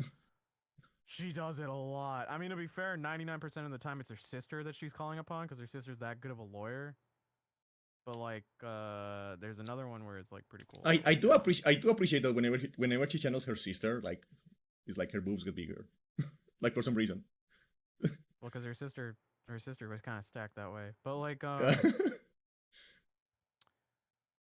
like, I mean, to be fair, it's not like, okay, to be fair, the spirit medium thing does happen, but more in court. Maya doesn't usually pull it up during investigations. So she kind of does it, but it does feel a little like Luke is the more viable sidekick to be having around in more instances. Um, it's fine for most of it. The game is an overarching thing. So, okay, here's the funny thing. It's based off of witch trials, right? Oh, that's an interesting thing to base a children game on. You walk into the first witch trial and watch a woman get put into an iron chamber and descend into a flaming pit as she screams, which is a completely different tone setter for every other Ace Attorney game, where you're like, oh, he'll be in jail and then he'll get like the death penalty. So the whole point of Phoenix Wright, or the way the gameplay loop goes, is I prove my client innocent and I find the real perpetrator. So you prove your client innocent each time and point it to another person, and that other person is like, no, wait, and they go into the iron chamber and fucking get thrown in the fire pit. Kill that one! Yeah. Kill that one! We have to keep in mind that this is an Ace Attorney and Layton game, so you find out that they haven't actually been burned to death. It's just a ruse, because the pit doesn't have an actual bottom that's flaming to death. It's like a passage to a secret tunnel where the witches Secret tunnel! are escorted off to a section outside of the walled city, and they're given hypnosis to have amnesia, so they're not dead. I was trying to remember the rest of the story without, but my brain is kind of like repressed a lot of it because it's dumb. So I'm trying to hold on. I'm trying to remember.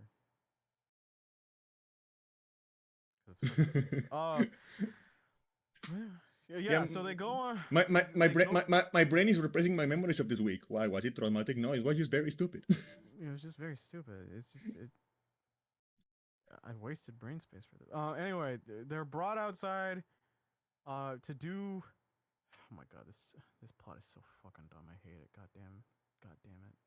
This game ruins itself on its final act. So they all have amnesia. They're outside of the city. They wear cloaks. They have to do these tasks that they're given by the Great Witch. You have your final trial, right? And we're trying to figure out how magic is real in this universe, because magic is not real in either Layton or the Ace Attorney universe. Can you really say that magic is not real in the Ace Attorney universe when like your sidekick is constantly like transforming into the ghost of her dead sister? Okay, their magic isn't real. Our magic is real. It's fake. Ours is Gucci. Theirs is like off-brand Dior. It's not real. All right. There you go. Oh, okay. Also, Maya isn't casting spells. She's just kind of like a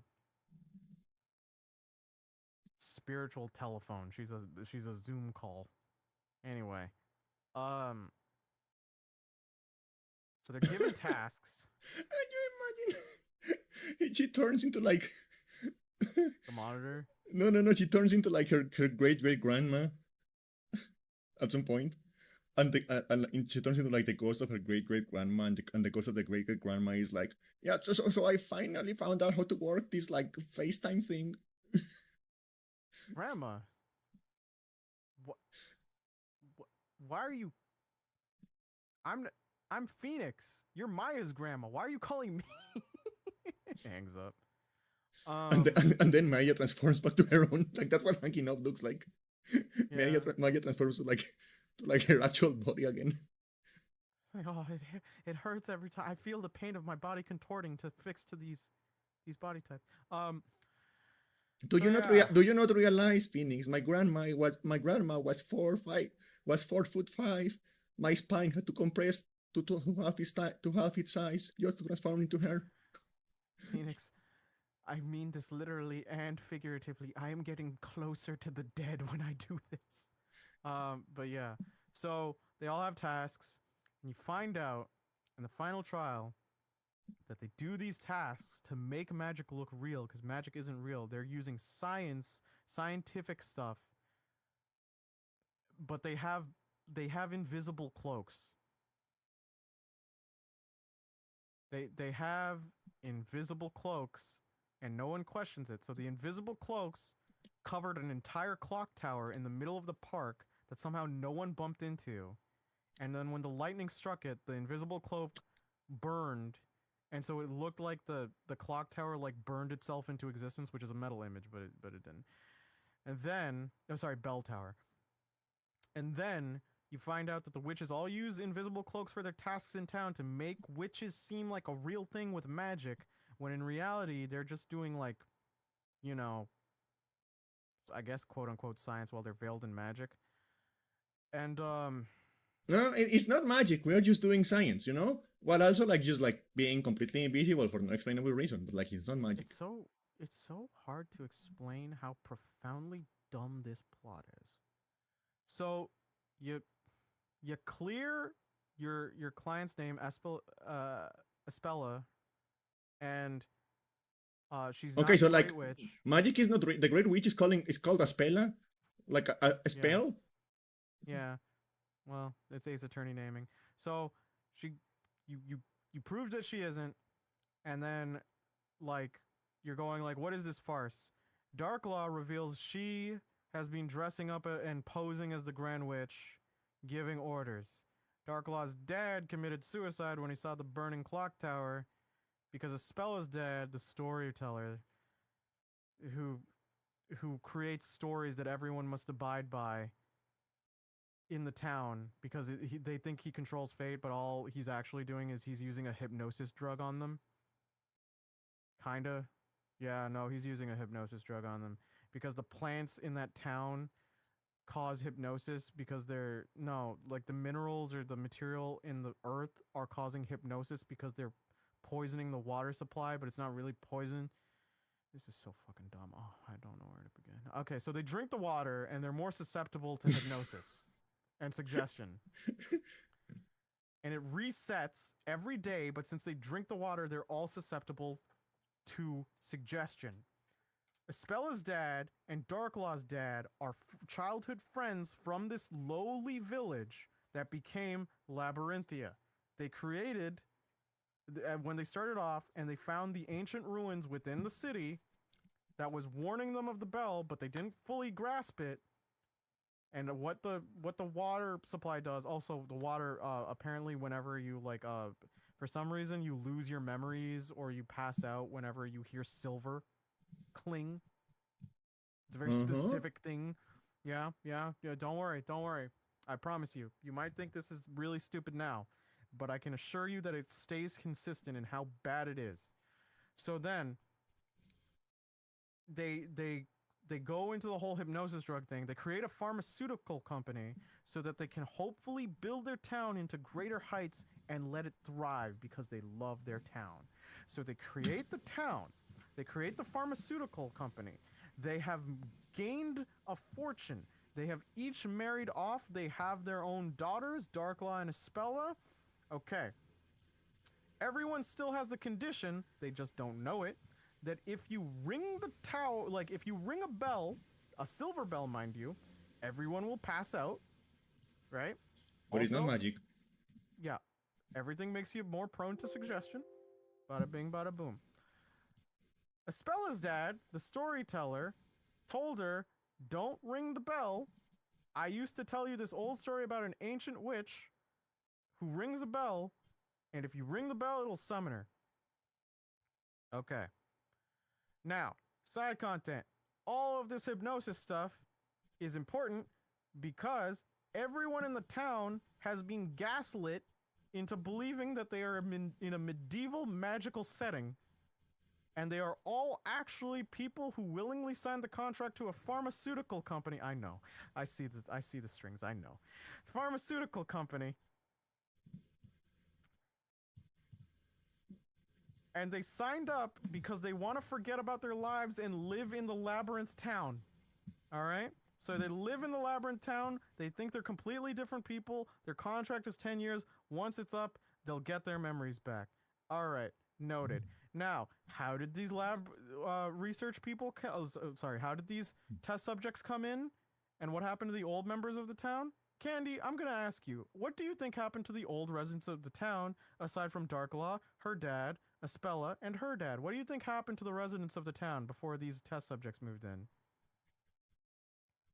I'm going to go with like they are the test subjects and they lost their memory.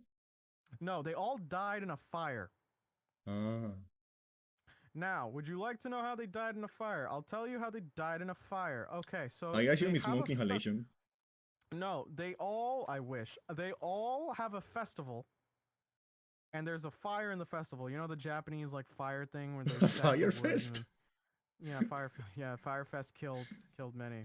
All right, so they have that. Espella wants to ring the bell, so she calls her childhood friend Darklaw. Her name isn't actually Darklaw, but it's like they call it. Her name's Eve, but they go like, "Hey Darklaw, come and help ring the bell with me because our pendants our dads gave us are somehow the only Oh no, the pendants our dads gave to our moms who both died. No, did they die?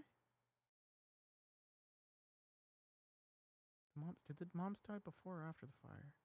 Or did these idiots actually give their children the mechanisms to something that could cause that much catastrophe? I'm gonna go with that because everyone in this plot is a fucking moron. Alright, so they gave their daughters the key to this mechanism that would open the clock tower. The two daughters the bell tower. The two girls use the mechanism to go up the stairs so that they can actually ring the silver bell because they think it would be really cool. They don't know what it would do. Espella chickens out at the last minute, right? But Darklaw doesn't. So Darklaw rings the bell, and then the people all fall asleep and go unconscious, and a piece of wind blows the fire out and causes the entire fire to spread to the city and kill everyone but Darklaw and Espella, because Darklaw and Espella's dads were out in the ruins checking stuff out, because archaeology is cool. Now, through this entire thing, with the test subjects being archaeology is cool. It is. The test subjects being thrown in to replace and replenish the numbers, because Espella, through the traumatic event, believes she caused the fire and that she is the Great Witch, when in reality it was Darklaw, but Darklaw repressed it to think that it was Espella who did it, because Darklaw is gaslight, gatekeep girl boss, even to herself. Now, what happens is the dads come in and they go, well, we could tell Darklaw the truth and that she did it and save Espella too, but let's just keep going with the lie. Now, if you think that's stupid, it is, because they continue. They then tell Espella that witches will be punished, and so they create the pseudo-witch trials that we watch to see people burn alive so that evil will happen. Darklaw, really upset that her dad committed suicide when he thought that like the bell tower was exposed and that their sins would come to surface, killing himself, thinks that it's the storyteller's fault, Espel's dead, and then decides to do a whole plot where she replaces.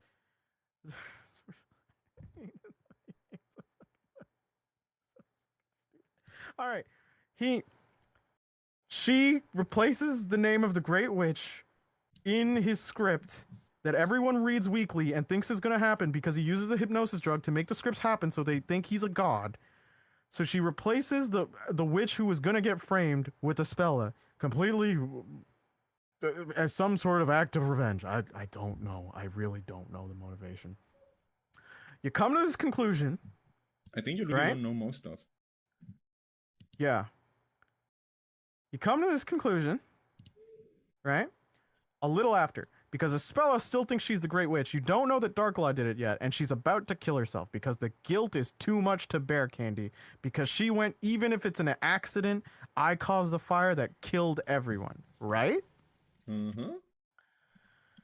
But then you find out Darklaw did it, right? We go to that confession, right?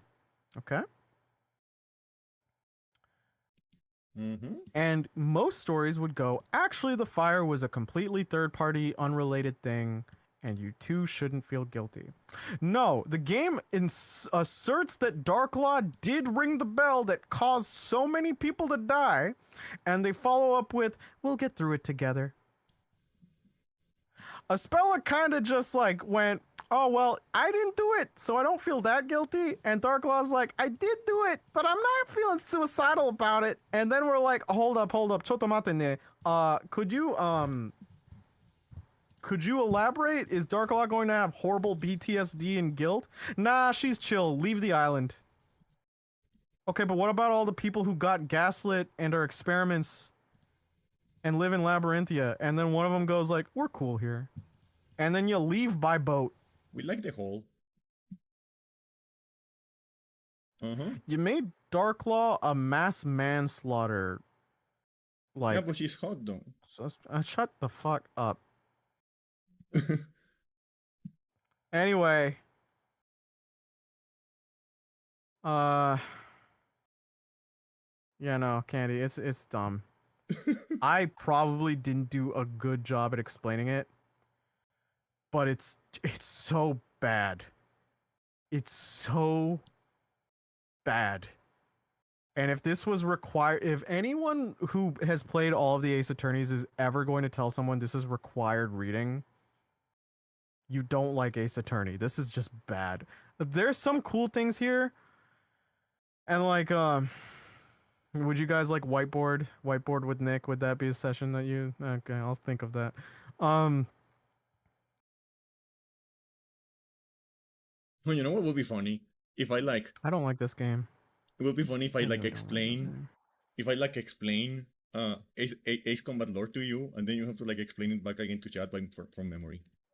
Oh, that'd be pretty bad. All right, so bear in mind, I'm very tired. I could try going at this conspiracy again, but I promise you it's as dumb as you think. Like, it's essentially people gaslighting each other, people going like, I'm willing to be gaslit, then one person going like, I'll kill myself for this accidental crime I commit, and then she doesn't when she learns her best friend did it, and her best friend goes like, I'm not real, like, I feel bad, but I'll get over it.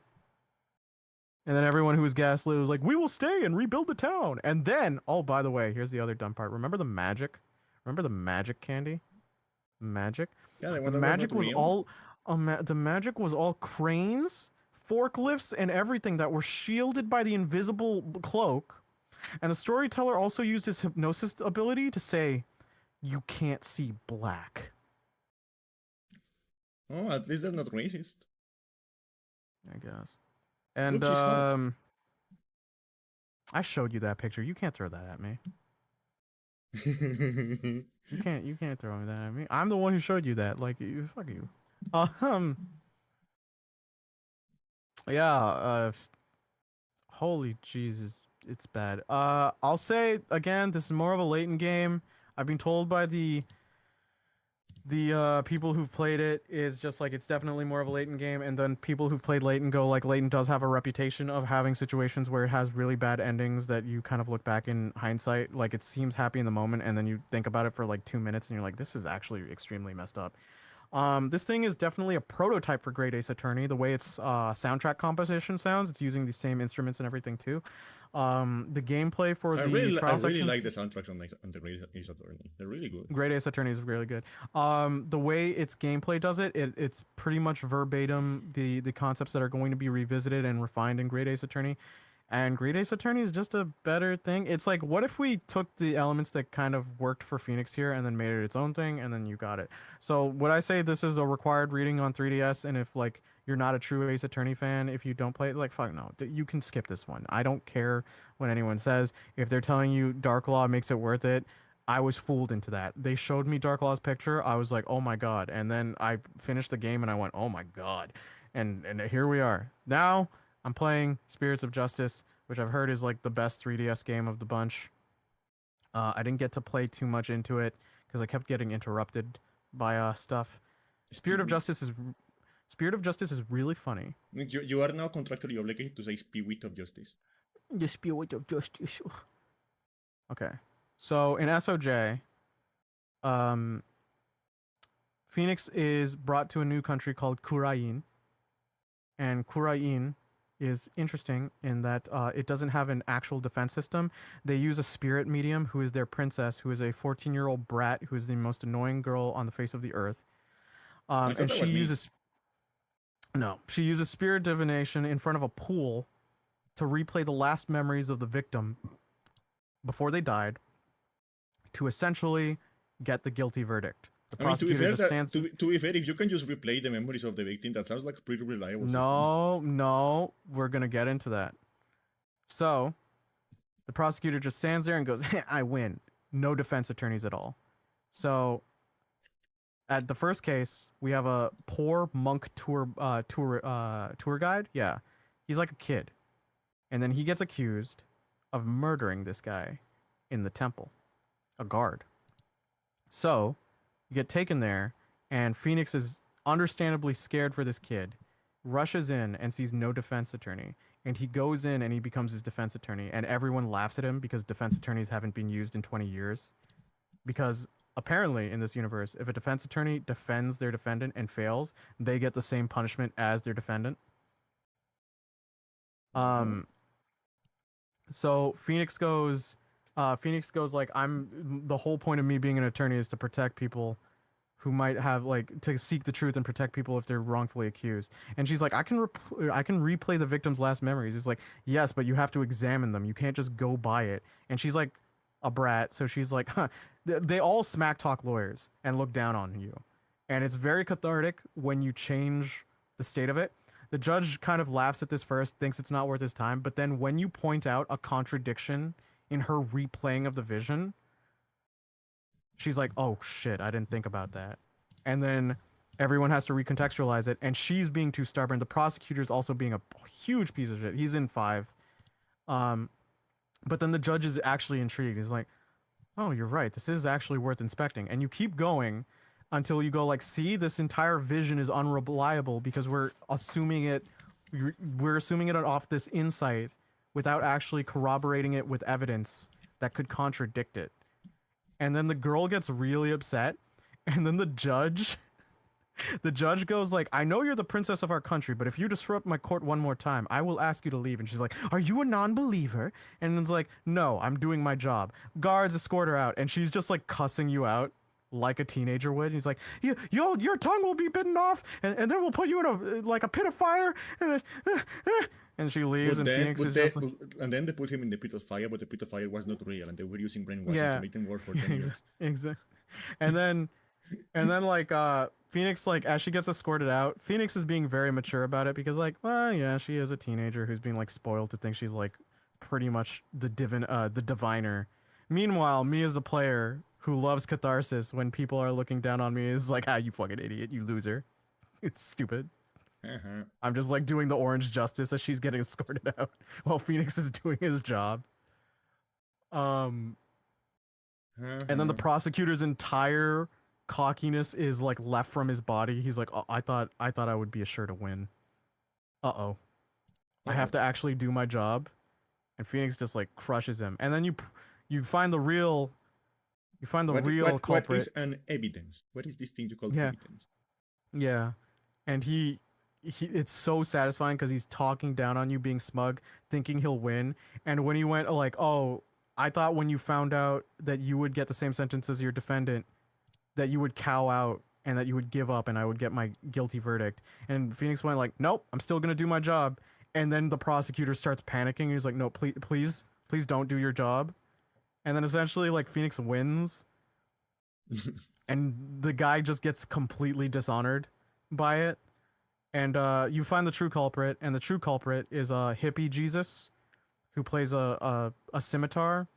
And when he gets angry, he turns into he plugs his scimitar to electric amps and makes metal music, Oh, and he becomes metal Jesus. just like in the Bible. I'll just like in the Bible. I'll say this right here and now: Dual Destinies had a harder time keeping me roped in on the first case. Spirit of Justice is super ridiculous and kind of fun, leaning into the um supernatural element, but it's really, I don't know, it's compelling enough. Though like it's a very satisfying way to get the annoying characters their comeuppance right away, so you can create an arc out of that. Yeah. Um and I really enjoy it. There's 5 more cases. 4 of them are in Kurain, and then the 6th one is a DLC. So I'm really glad that I get to end off on the best Ace Attorney. I'm glad I didn't do Spirit of Justice before versus Layton. Otherwise, I'd have a bitter taste in my mouth. And once I'm done, I'll probably be done way before next week, and I'll give a report on the rest of it, and hopefully have a fun time. And I should play a game I can actually finish one of these days. I also have queued up Dead Cells for the DLC, and I'll probably do that after I finish Ace Attorney. I will say one of the annoying things for Ace Attorney that stops me from playing it is it's one of those games where usually I like multitasking with a game because I feel like I'm getting more done, so I'll listen to background music as I play a game, and that works for gameplay heavy games. Roguelike, you can play like background shit. But Ace Attorney, I want to appreciate everything, the OST, like the sound effects and just like all the animations and stuff, and I don't want to be distracted from it, which is very hard as a pitch to someone like me who has a trash attention span. So I have to really sit down and lock in when I do it. Yeah. But yeah, I'll say this is really good. Do I think you have to like play the other Ace Attorneys to play this? Absolutely. It's not like some of the others where you could kind of just jump in. This kind of hinges on everything prior and for that emotional investment. But yeah, I like it. I'm glad that everything's accessible on Switch now. And if I put this on, God. If Capcom says Ace Attorney news next year, and if the Ace Attorney news is that they're porting versus Layton, within seconds of that announcement on their live feed, you will have seen me get up on stage and punch the person who's announced this. You are going to learn to teleport. Yeah, I'm going to learn to teleport.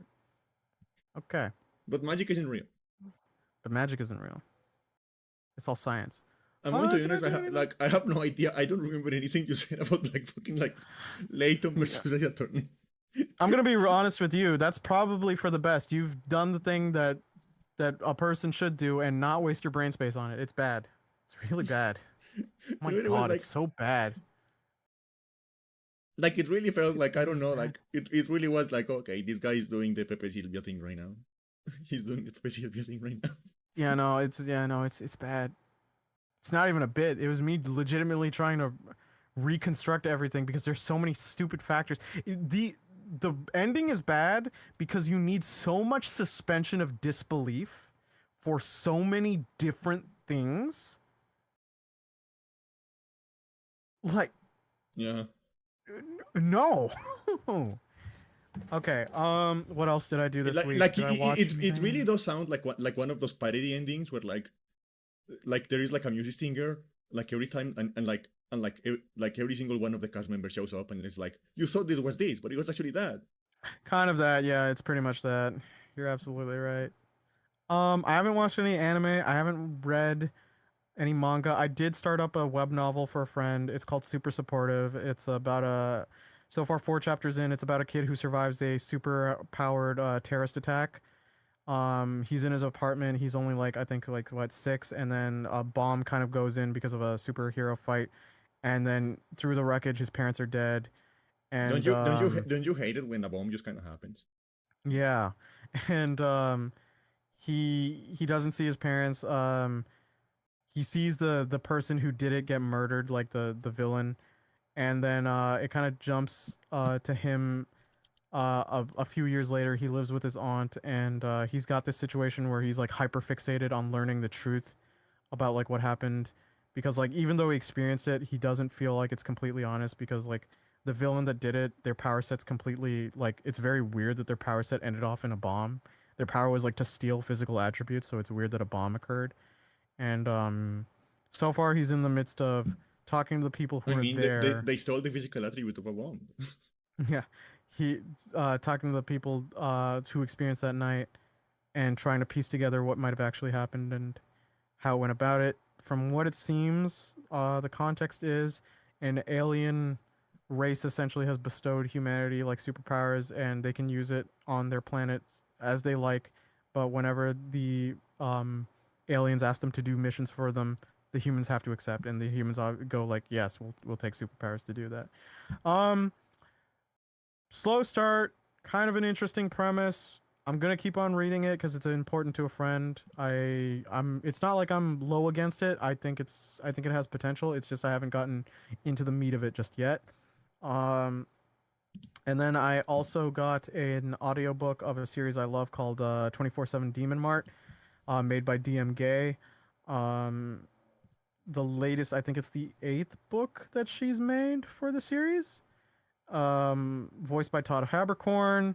Um, Essentially, down on his luck loser, who's kind of his own reason for his own failures, goes into a supermarket, and if it turns out that the supermarket is like a borders customs for hell, and he finds himself essentially working there for very good pay, but his life is constantly in danger because the job entails that you look through the demons who are willing to come into the earth, like by normal means, like your succubi who kind of just become hookers, or Mm-hmm. you'll have like ancient evils who will try ripping through those gateways to hell, and you have to stop them while you're in there. Pretty fun cast, likable. The character goes through a lot of different arcs that I think are very relatable. He has like his low self-esteem. He has trouble admitting like his own mistakes, and then he has to grow from that. The latest book is about him trying to find his own ambitions while everyone around him is having success, which I think is a very relatable thing. Oh yeah. Um, yeah, so it's really cool. I haven't read it yet. I feel like I'm not in the emotional state to listen to this audiobook. It's not like it's the finale, but I definitely feel like if I lock into it, I'll definitely feel some things. It's more of a comedy if anything, but when it hits, it hits. So when I do inevitably listen to it, I'll give it a review. I do love audiobooks again as a multitasking tool. So yeah, I'll keep it out. Check it out. 24/7 Demon Mart by DM Gay. D.M space Guay. She's a great author. If you just want to listen to hard, like if you just want to read hard copy, or if you want to listen to the audiobook, check them out. And that was my week. Nice. Yeah. I hate Cross Layton. I hate Cross Layton so goddamn much. I'm getting more angry the more I Yeah. remember Cross Layton. Yeah, I knew you were going to say something about it again. I knew you were going to be Oh like, no, it's because like my brain resets and it's just like remember. I'm like, oh, oh no, not this again. not this again. What was I I going to say? know. I haven't met Nayuta yet, who's like the second prosecutor. But if he's anything like the character, because he comes from Kurain, if he's anything from like the other Kurain characters, I'm gonna hate him.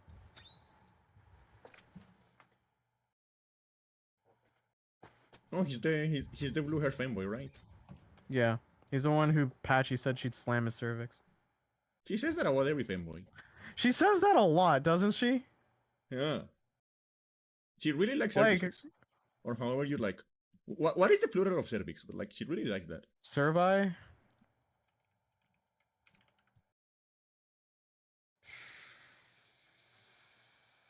Okay, let's see. Let's see. Okay, hold on, hold on, hold on. I need to. Okay, hold on. I need to. Okay. I'm gonna note how many times she does it just by counting. In our server, the amount of times that Patch has mentioned cervix breaking, busting, bleeding, or slamming is 1, 2, 3, 4, 5, 6, 7, 8, 9, 10, 11, 12, 13, 14. I have to change the page. 15, 16, 17, 18, 19, 20, 21, 22, 23, 24, 25, 26, 27, 28, 29, and yeah, 30. She's done it 30 times. Wow, the big 30. She's 30 out of the 47 times we like I just searched cervix in our server and she's 30 out of the 47 times. She really likes that image. I don't know why. Yeah. It's probably related to like because I know that like one of her favorite positions is the mating press, so it's probably related to that. Yeah, she's got a I won't reveal too much anymore, but like You know, yeah, she's a you don't know she's what a a wild mating card. press is, right? Like you Me? haven't what a mating press is. I know what they are. Okay. What do you think what rock do you think I live under? I know what it is. Fun fact. My previous superior in a hobbyist club that we were in, um they were playing Final Fantasy X on the lounge TV, and I was on Yeah. the couch, and it was two other people, and my first meeting with them was them because they're non-binary was Mm-hmm. them looking at Lulu from FF10 and going like mating press, mating press, mating press out loud, like very out loud, as like. And to be fair, this isn't our building. We shared the building. So it's clear that other people from the hallway probably heard them say that. And then I like get to it. the to this day, I remind them of it and they're just like, "Why did I say that on our first meeting? I I mean, just met you. Why did I yell that out loud repeatedly?" I'm like, "Yeah, that's what you are." I get it. I get it. I mean, it's Lulu. I get it too. But then again, Lulu's like goth freaky, but then you consider her life choices and you're like, you're not the kind of freaky where it's hot. You're the kind of freaky where like we need to sit down and talk about it. Yeah. Because she's like, oh, the love of my life is dead. Well, time to get with her brother. But His brother. you know why they say one man's psych ward is another man's wedding venue. She's just like, yeah, I'll take the older brother this time. She also mentions how Titus looks like her ex-lover. Should have married him instead. But I guess he's also dead. Spoilers, I guess. Yeah. Spoilers. I really don't like what. He kicked a blitzball and then it was a bomb and he died. I really don't like Final Fantasy X. You like Yuna more than Lulu? Hey, you're allowed to. I like Pain more in FF10 too, for obvious reasons. I really, really don't like Final Fantasy X. Like I do like Pain. Yeah. I And don't also mind I Final like Fantasy and I 10. also like Pain. Yeah, I really sub.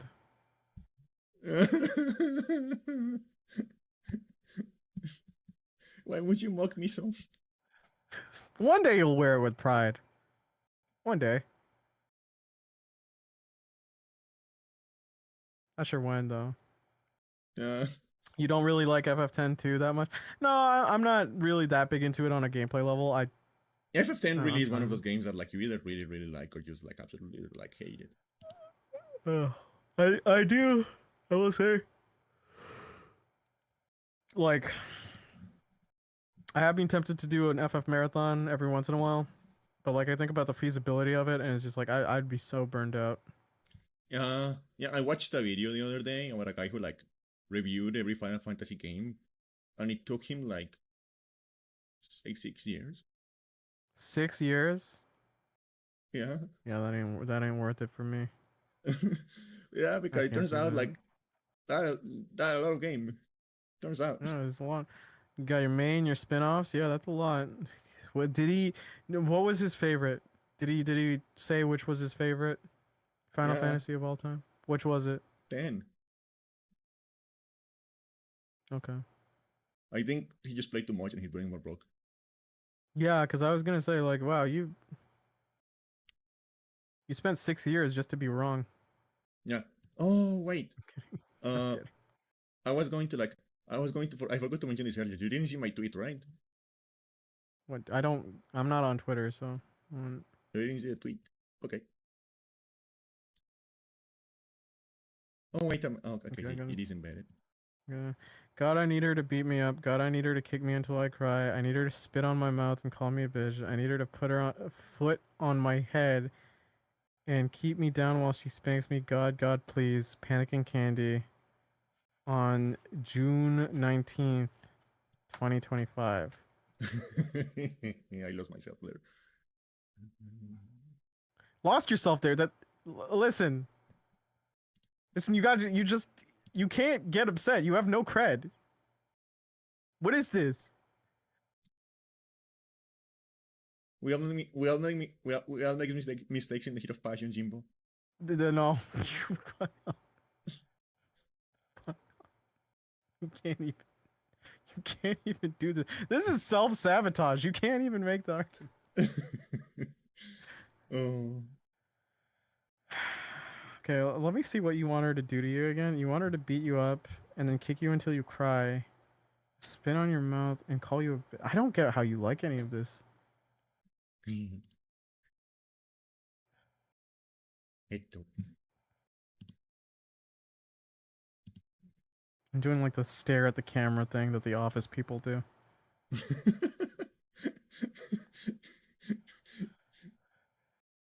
I'm normal. I wish you know? my sister across the pantheons, you are anything but. You can only cosplay as a top for so long. You know what the thing is? Can I say the story about when I gifted you your OC? Yeah. Candy uses Blender, and she went like, "Oh, I'll make a thing of ROCs like doing it." And one like, I was like, "Why?" And two, she was like, "Yeah, yours on mine." And I'm like, "One, you're lesbian," and two, like, why am I topping? Like, I'm not complaining, but there's so many logistics that I'm getting in here.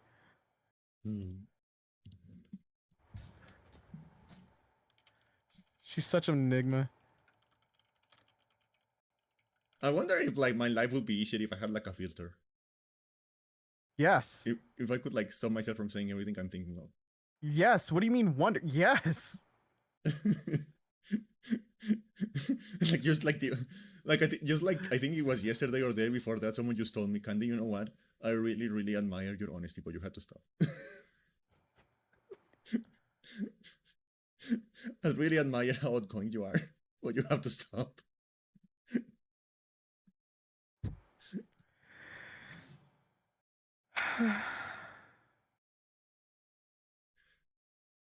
And like The internet was a mistake. like I say, I would I have talked about this before. How like one of the biggest fears my mom has, like when we have to like go out together to do something, is that like It's just you talking.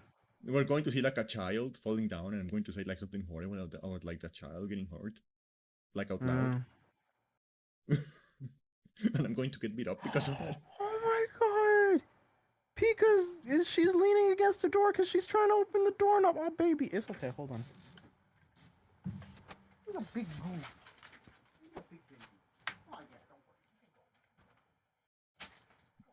Yeah, I will do that. Yeah, don't worry, Blitz. It's just me and you. I will definitely All right. do that. Sorry, she was having the zoomies, but she was being so cute about it.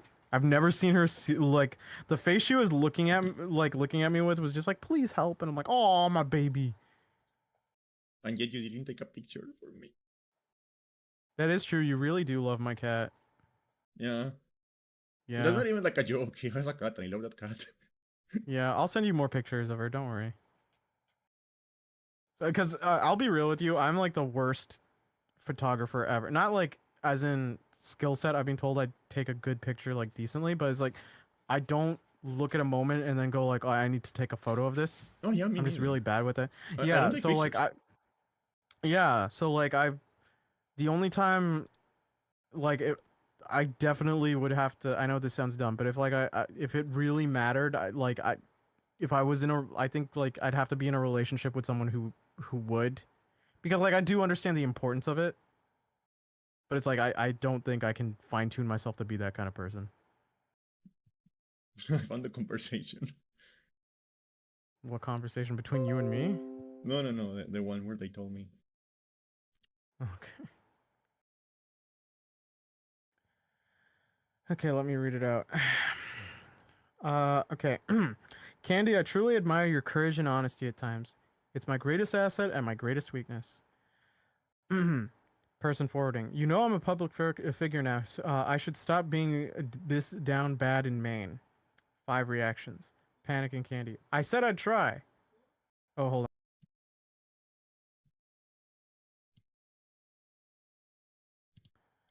on. Candy says, I said I'd try. Person reacts. Not that I'd succeed. Friend responds, Are you trying? Are you? Yeah. Are you trying? Kinda, a little bit, You wanna know something, a little bit. Candy? Yeah. Sometimes when we do the podcast and you talk, you know that video meme of the guy sitting next to his autistic girlfriend who's just rambling on? I think. It's just that. Like my brain goes like, "Oh, it's real." Oh yeah, like just Oh, okay. just earlier, like we were having a conversation on was it Benjamin? We were having a conversation about like there's a convention going on like called Offkai. Like there's a lot of VTubers Mm-hmm. there. There's a lot of VTubers, a lot Mm-hmm. of like uh, and apparently the thing about like that convention that is going on around is that the smell is absolutely horrible. Like apparently like nobody there is showering. So it's just like you Ew. go into like the floor and it's just like and it's just like so like they were having a conversation about that in one of the servers. I mean, and they mentioned like okay, so like what is the temperature? Like are they like how sweaty are them? Like and they were talking about that, and someone asks like okay, but like genuinely like how did people survive temperatures like that before aircon? Did you just die? Like did they just die? And like and the people on chat were like yeah they just died. But like my autism procked, and I was like actually Actually, the answer is that they always had aircon, it was just not electric. And I then proceeded to like write an entire paragraph explaining how they used to like do air conditioning by like building like special like reverse chimneys with like special baffles and like channels connected to like repositories of water that will circulate like cold air around buildings. And they were so effective that like back in like the ancient Persian times, they used them to like preserve meat during the summer.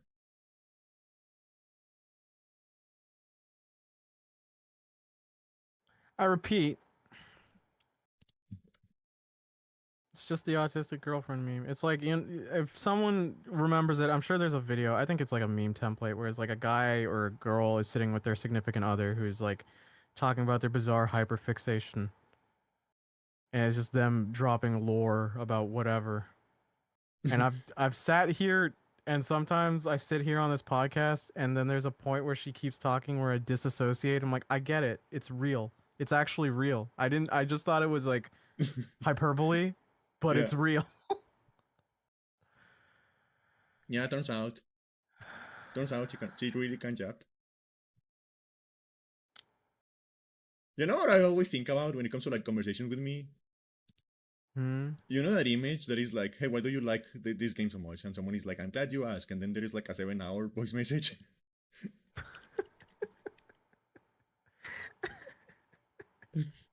Yeah. Yeah. Oh my god. Oh my god. Candy. Wait, I found it. I found it. Let me save it. The problem is that I don't know why, but recently Google Chrome has started to like save images in like weird formats. So like I have to take a screenshot and do that instead. Very annoying. What did it say? Did I save it on like the wrong location? Ugh, annoying. Just let me download a JPEG. Jesus fucking Christ, it's not that fucking hard. And I know Chrome wants to have like its own standards, but like fuck you. Yeah, like this is what like I always feel like this is what having a conversation with me is like. Oh fucking god. I'm glad you asked. Oh my god. Listen, anyone listening, I don't mind. Mostly because I've had these kind of conversations with Candy so far. It's just the podcast has made me so much more aware of it. Yeah. So like I do enjoy talking to her, but like I've ever since like that meme template has been presented to me, I'm like, oh my god, this is just it. She would be that girlfriend to someone 1,000,000%. Also, the thing the Persians used to do to like freeze meat on the summer was called the jackal.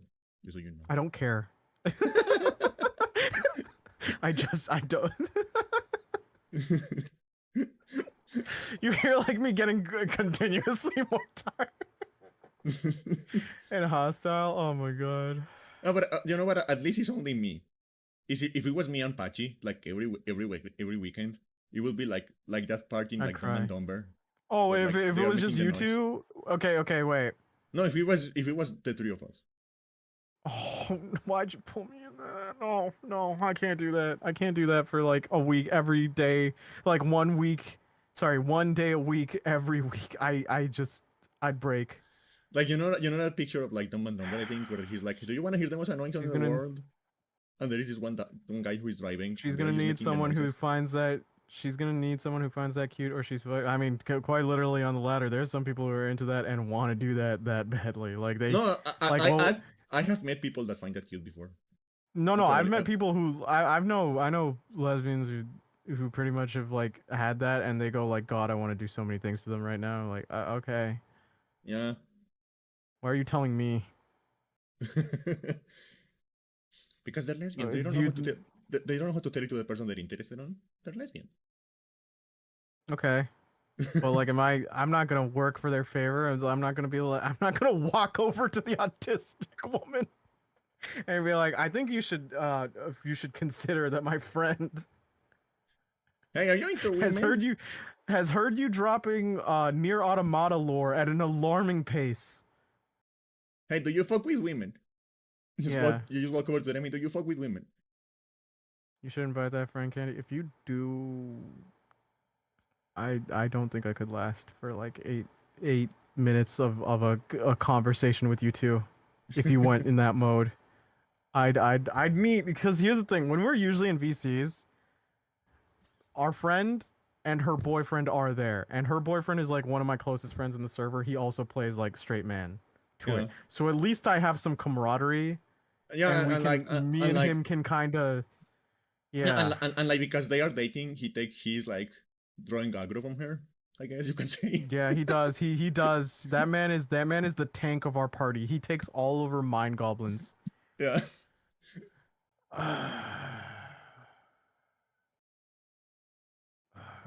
I keep thinking about that time she was like, I love him, but I don't respect him or his chicken nuggets. That like sums up their entire relationship. She just doesn't respect him in any sort of way. They argue in DMs, and then they bring it to server main channel, and then I go, "Could you keep it in DMs?" And she goes like, "No, it's the only way we get off." I'm like, "Will you shut up? Shut up forever." I swear to God. Yeah. I swear to God. In balance, we are pretty normal. What?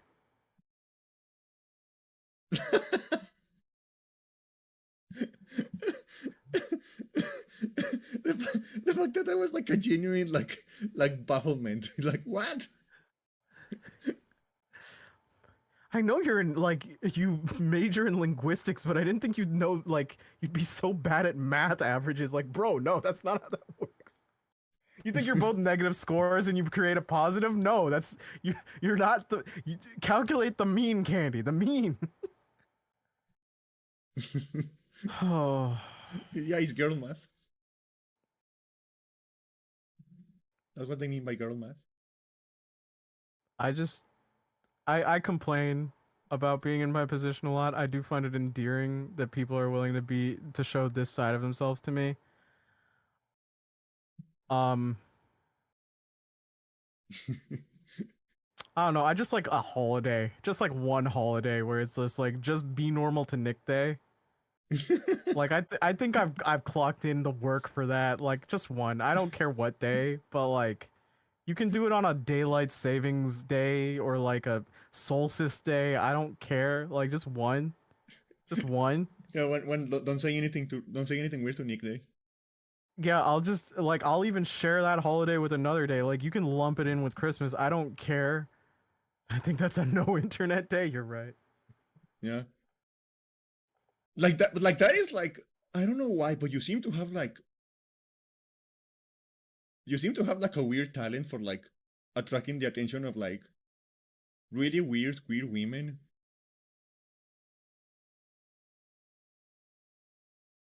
Yeah, are you gonna finish that sentence? No, I'm just thinking like that's weird. Like that, the fact that me and my friend, we are not even the only ones that do this to you. Yeah. How He many of actually, them are VTubers?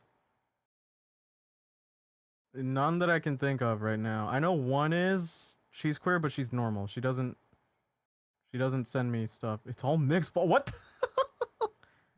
I mean, you are the What am common I? What am I denominator. doing? But it's not like I went up to you and like, hey girl, what are your hyperfixations? You lay this on me. Don't you put this on me. When are you going to introduce me to your VTuber friend? By the way. Um, she was the editor for the video. She's pretty cool. You two might actually be Yeah, fine. Just be normal to her forever. yeah. No, like She hasn't been VTubing recently. like genuinely, like Yeah. uh, You had a chance to run away, but you didn't. it's been 8 years, Nick. I'm This is genuinely your just choice now. Stockholm syndrome. I mean, like I keep joking about it. I know I say I keep joking about it, but I do genuinely love candy too. So like, yeah, Oh, I love I've you too, signed Nick. up. Yeah, no, I love my friends. I have a variety of friends. I love them. They, boy, do they test the limits for it. I think part of it is they're like, I wonder how much he can take before he breaks. But Yeah. by God, I love them. No, but like genuinely, like I've been like I do want to like make more VTuber friends, and there is a couple of people that I want to like get to know more. People that I found by like rating and stuff like that. Yeah. But it's like maybe because it's autism, maybe it's the autism, but I don't really know what like. Didn't you do a collab stream once though? Oh yeah, I talk You to them. did. I do talk to them Yeah. still. Uh, Yeah. but there's a couple of people I want to talk to as like like making friends and stuff like Yeah. that. Uh, but it's like okay, so like how do you do that though? I can't How do think you make of. friends? I feel so irritated at my own work schedule and how I do my output that I still feel like I can't call myself anything close to a content creator. So it's very hard for me to think of like what content creator I could look at and go like we would mesh well and we could do something cool together. I can't think of like a single one. Yeah, it's like okay, I don't know. I don't know who I would mesh with. I don't know whose style I could work with. like how long do you have to like interact and hang around with someone before you can go into like their DMs and be like, hey, you're cool, wanna be friends? Like, or like, Yeah. can you even do that? I don't know. Yeah. So like, I'm trying to like rely on like referrals, like friends of friends. It's like, okay, Fair. introduce me. Fair. I think it's also like you'll sometimes just get spontaneity where someone will just message you and go like, "Hey, I'm doing this thing," and then I'll like balls in your court if you want to join in, and then you luckily do. Yeah. And I don't know. I have a lot of content creators that I genuinely am inspired by, but I don't it's think not. I could ever mesh with their types. It's not So a bottom strat. It's not a bottom strat. The friendship referral system is not a bottom strategy. It's you a can't fight perfect. it. Why do you It's keep fighting it? it's perfectly legitimate. There's no shame in it, Candy. Uh, I just find it super funny because every talk beforehand, yeah, I'm a top. It's just like, alright, girl, sure. Literally lying there hoping they'll initiate.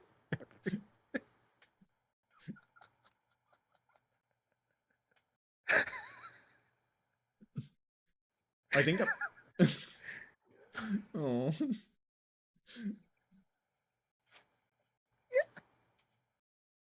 Yeah, okay. I'm sorry. We don't want to pick on Candy too much. Come on, let's be nice. Go on, Candy.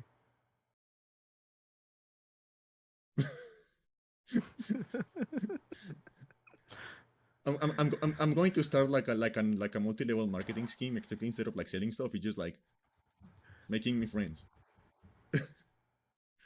It's called socializing, you fucking idiot.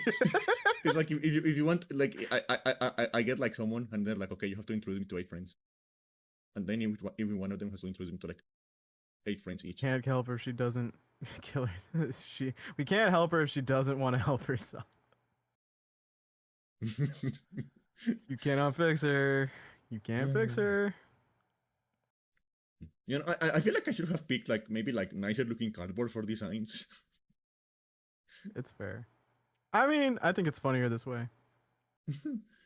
like most VTubers do this with like post-it notes. VTubers that have like this kind of like redeems, they do it with post-it notes. No, I like this as the idea that your followers are literally like they're so impatient with you that they go out to the nearest alley, rip a cardboard box, scribble it, and then post it on your head. Yeah. Yeah, it's like because I have seen a couple of other VTubers that do like that kind of stuff with like there are messages that like viewers can like redeem to put on their head. But like most of them Yeah, do yeah. with like most of them do it with like nice looking like like clean post-it notes. Yeah. And like it kind of makes sense. Like, how are you even attaching this to my head?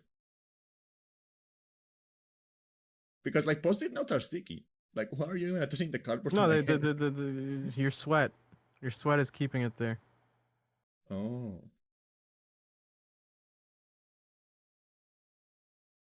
See, like there's an emote of someone doing that with a post-it note. Yeah, that makes sense. For me, it's cardboard, like fucking cardboard. I don't know why I Yeah, picked that. you get the head damage to it too. Yeah. Maybe they're just nailing them. What? Yeah. Maybe they're just getting nailed into my head. Maybe they're just like already like a hole, and they're just like putting screws on the hole with the cardboard. I mean, didn't like I forget which doctors did it. Maybe the Greeks or the Roman. No, I think there was one tribe that would actually drill holes into the skull Oh yeah, trepanation. because they thought, yeah, because like they thought the illnesses were there and they thought like the fresh air inside would circulate it out and like it would come out and it's like, hey, some people managed to survive that, but you? Ironically, it actually helps sometimes. If there was like something that was Yeah, causing like inflammation of the brain, like that actually helps. yeah, but like. Could you imagine having to socialize with like Brain Boy over there, Jimmy Neutron, Brain Blast? It's like Ugh. you know, I love stories like that, stories of like ancient people who like you know like accidentally like invented like some weird excuse for using something as a medical like thing, but like they Mhm. accidentally like stumble into something that actually works. Like you know like the ancient Egyptians had like a religious relationship with like honey, right? Yeah. So they believe that they could use honey for like healing rituals. Uh, but it turns Andy out was talking about how she wanted a girl to pee on her yesterday. What the that is what? that is objectively not true. That is like factually not true. I was talking about Okay. I was talking about my favorite funny facts about like people about like stuff that ancient people used to believe, and I mentioned that the Romans used to believe that like that my favorite fact about the Romans is that they used to believe that like if you were making a sword, it would come off better if you had like a red head pea on it. Oh, okay. So you're not in the piss stuff like someone we know. No, I'm not into speed. You're in a you're in a spit. You're into being spat on, yeah. Yeah, wouldn't it be hilarious if a hot redhead peed on candy? I didn't even say anything. You didn't say anything. You don't have to say anything. No, but yeah, like the ancient Egyptians believed that like they could do like honey was like holy, so they would like use it on like healing rituals. But then it Mhm. turns out that like honey is actually kind of like antibacterial, like really good at like keeping bacteria away. So it actually helped. Like rubbing like injuries in honey, it actually helps. So like it reinforced that idea, like okay, oh, so honey is actually holy because it actually saved like his life. He's like okay, Okay. and it's like they never understood why it worked, but like they figured out it worked. So he's like okay, and it actually there is actually a reason for it to work. Like scientifically, it's like okay, so yeah, this is like a real thing. And actually, I think like the thing about the redhead is actually like the thing. It actually has a scientific reason. I think it has to do something to do with like the carbon content of pee, and like it like creating like a stronger like steel alloy. Oh, really? Chemistry is weird, man. It is weird. Like I some mean, of my like, some of yeah. my favorite videos is like this guy. His name is Niall Red, and he's like, okay, so I'm going to take this out. I'm going to take a bunch of like latex gloves, and I'm going to do a bunch of like really complicated chemical stuff. And at the end of the when I'm done, these gloves are going to turn into like cherry flavored soda somehow. Oh. And then he does, and he's like, oh. Oh. So you can actually do that. I didn't know that was possible. And he's like, you know, and he goes like, he was through like all of the like chemistry stuff, and I don't never understand anything he's saying because he actually like explains like the scientific things he's doing, and I'm always like, yes, yes, yes, of course, I get it, yes, doesn't get it at all, uh, but it's still really cool to watch. It's like okay, he's actually like the reason that how I was mentioning like the super concentrated Red Bull earlier. Yeah, the cubes, right? Yeah, he's actually the reason I know about them because he went to Japan and he drank some of those, and he was like, "Oh, that's great. This is great." Uh, and he was like, "Okay, but can I do it more?" Uh, so what he did is like he took like 100 cans of Red Bull and he used like science, I guess, to like compress them into like the volume of a single can of Red Bull. Okay. And then he exploded. He exploded? No, I'm joking. But like, I feel like if he actually drank the entire thing, that's what would have happened. Oh, he'd die. He'd die. Absolutely. Because he only took like a spoonful, and even then he was like, Jesus Christ. Like I can feel it. I can feel myself like he was like I can feel like. What do you mean I've tried the science excuse? When have I tried the science excuse before? What science excuse? Oh, yeah. Have you seen the video of the guy chugging soda or whatever constantly? Jesus. No, I think he was saying like I use the science excuse constantly. But like, give me an example. When have I used the science excuse? You need evidence. This is unfair. I need a lawyer. You could hire Phoenix Wright. I need a lawyer. No, I feel like that poor man has enough weird women in his life. That's true. You You looked at a man and you thought that? You looked at a man and you thought that. All right. Well, everyone, that's everything off the top of our heads for this stream. If you want to stay on top of things, follow youtube.com/@nocturne. That's youtube.com/@nocturne. All right. Hopefully, I'll be posting more content in the future. If you want to get to the bottom of things, follow PanickingCandy on her Twitch and YouTube. Oh, fuck off. Just to see her past broadcasts, clips, and podcasts. Check her Blue Sky if you want to see bottoms and tops, or her organized thoughts. And if you want to see them in real time, check out our Discord. not our Discord, her Discord, and she'll be spamming them 24/7 and saying things that will completely delegitimize any sort of idea that she belongs to a specific camp between the two. The bot will leave all the links provided, and if you have such feedback for the podcast, like, hey, Candy, maybe you should turn over the pillow so you can get the cooler side while you're still being a princess on it, then Oi. we'll go. Then we'll go. Nick's not gonna give her any breaks right now. Wait, no, that sounded worse than I thought. Oh, whatever. Whatever. The podcast is ending. Thanks for listening. Stay safe. Happy and have a wonderful week. I'm not. This is Panicking Candy. I'm out. Goodbye. Love you, Candy. What you do, Nick?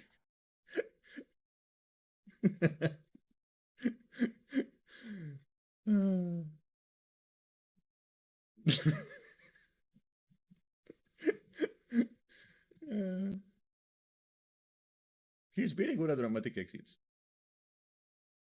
He's very good at that. Okay, so again, as I always say, oh, he left his fire. He left his fire behind. That's sad.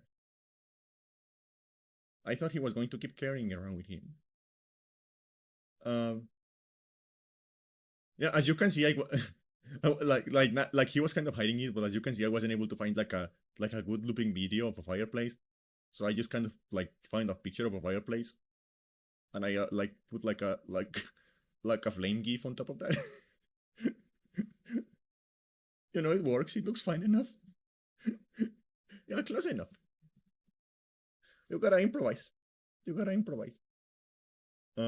But yeah, thank you everyone for stopping by. As usual, I really appreciate it. What was I going to say? Oh yeah. So as I mentioned earlier during the podcast, I have a new job now, and I have to like move around my schedule. So like the schedule for like the next couple of weeks is going to be like all over the place. I'm going to have to like change the hours I stream because the new job I have, like the hours I'm supposed to work on, like perfectly like like they perfectly conflict with the hours I stream usually on. So I'm going to have to like stream on like a different schedule, and I don't know how long it's going to take me to like get used to that. So like the schedule is going to be a little bit hectic. While I figure out like what works and like how much energy I'm going to have after working and stuff like that.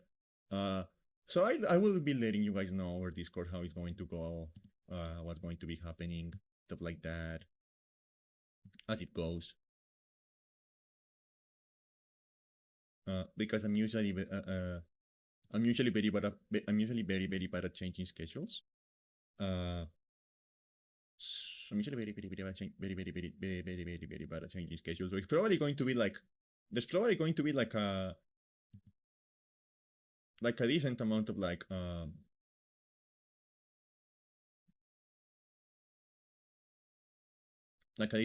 just like trying to get used to that and like moving stuff around. It's going to be a little bit of a mess. But other than that, yeah. Again, like so have a little patience with me next week. But like it will be fine. And as usual, again, like thank you everyone for like again stopping by. Like as always, I really appreciate it. I hope you had fun. I hope you have a good day, good night, good rest of your time zone. And I'll see you again soon. Yes. So yeah, bye everyone. Thank you for stopping by. I'll see you again soon. Many hugs, many kisses. Bye bye. Bye bye. Bye bye. Bye bye. You know, I am very glad the fire is on the other side. It wouldn't be safe to put fire next to me. I'm not legally allowed to do that anymore.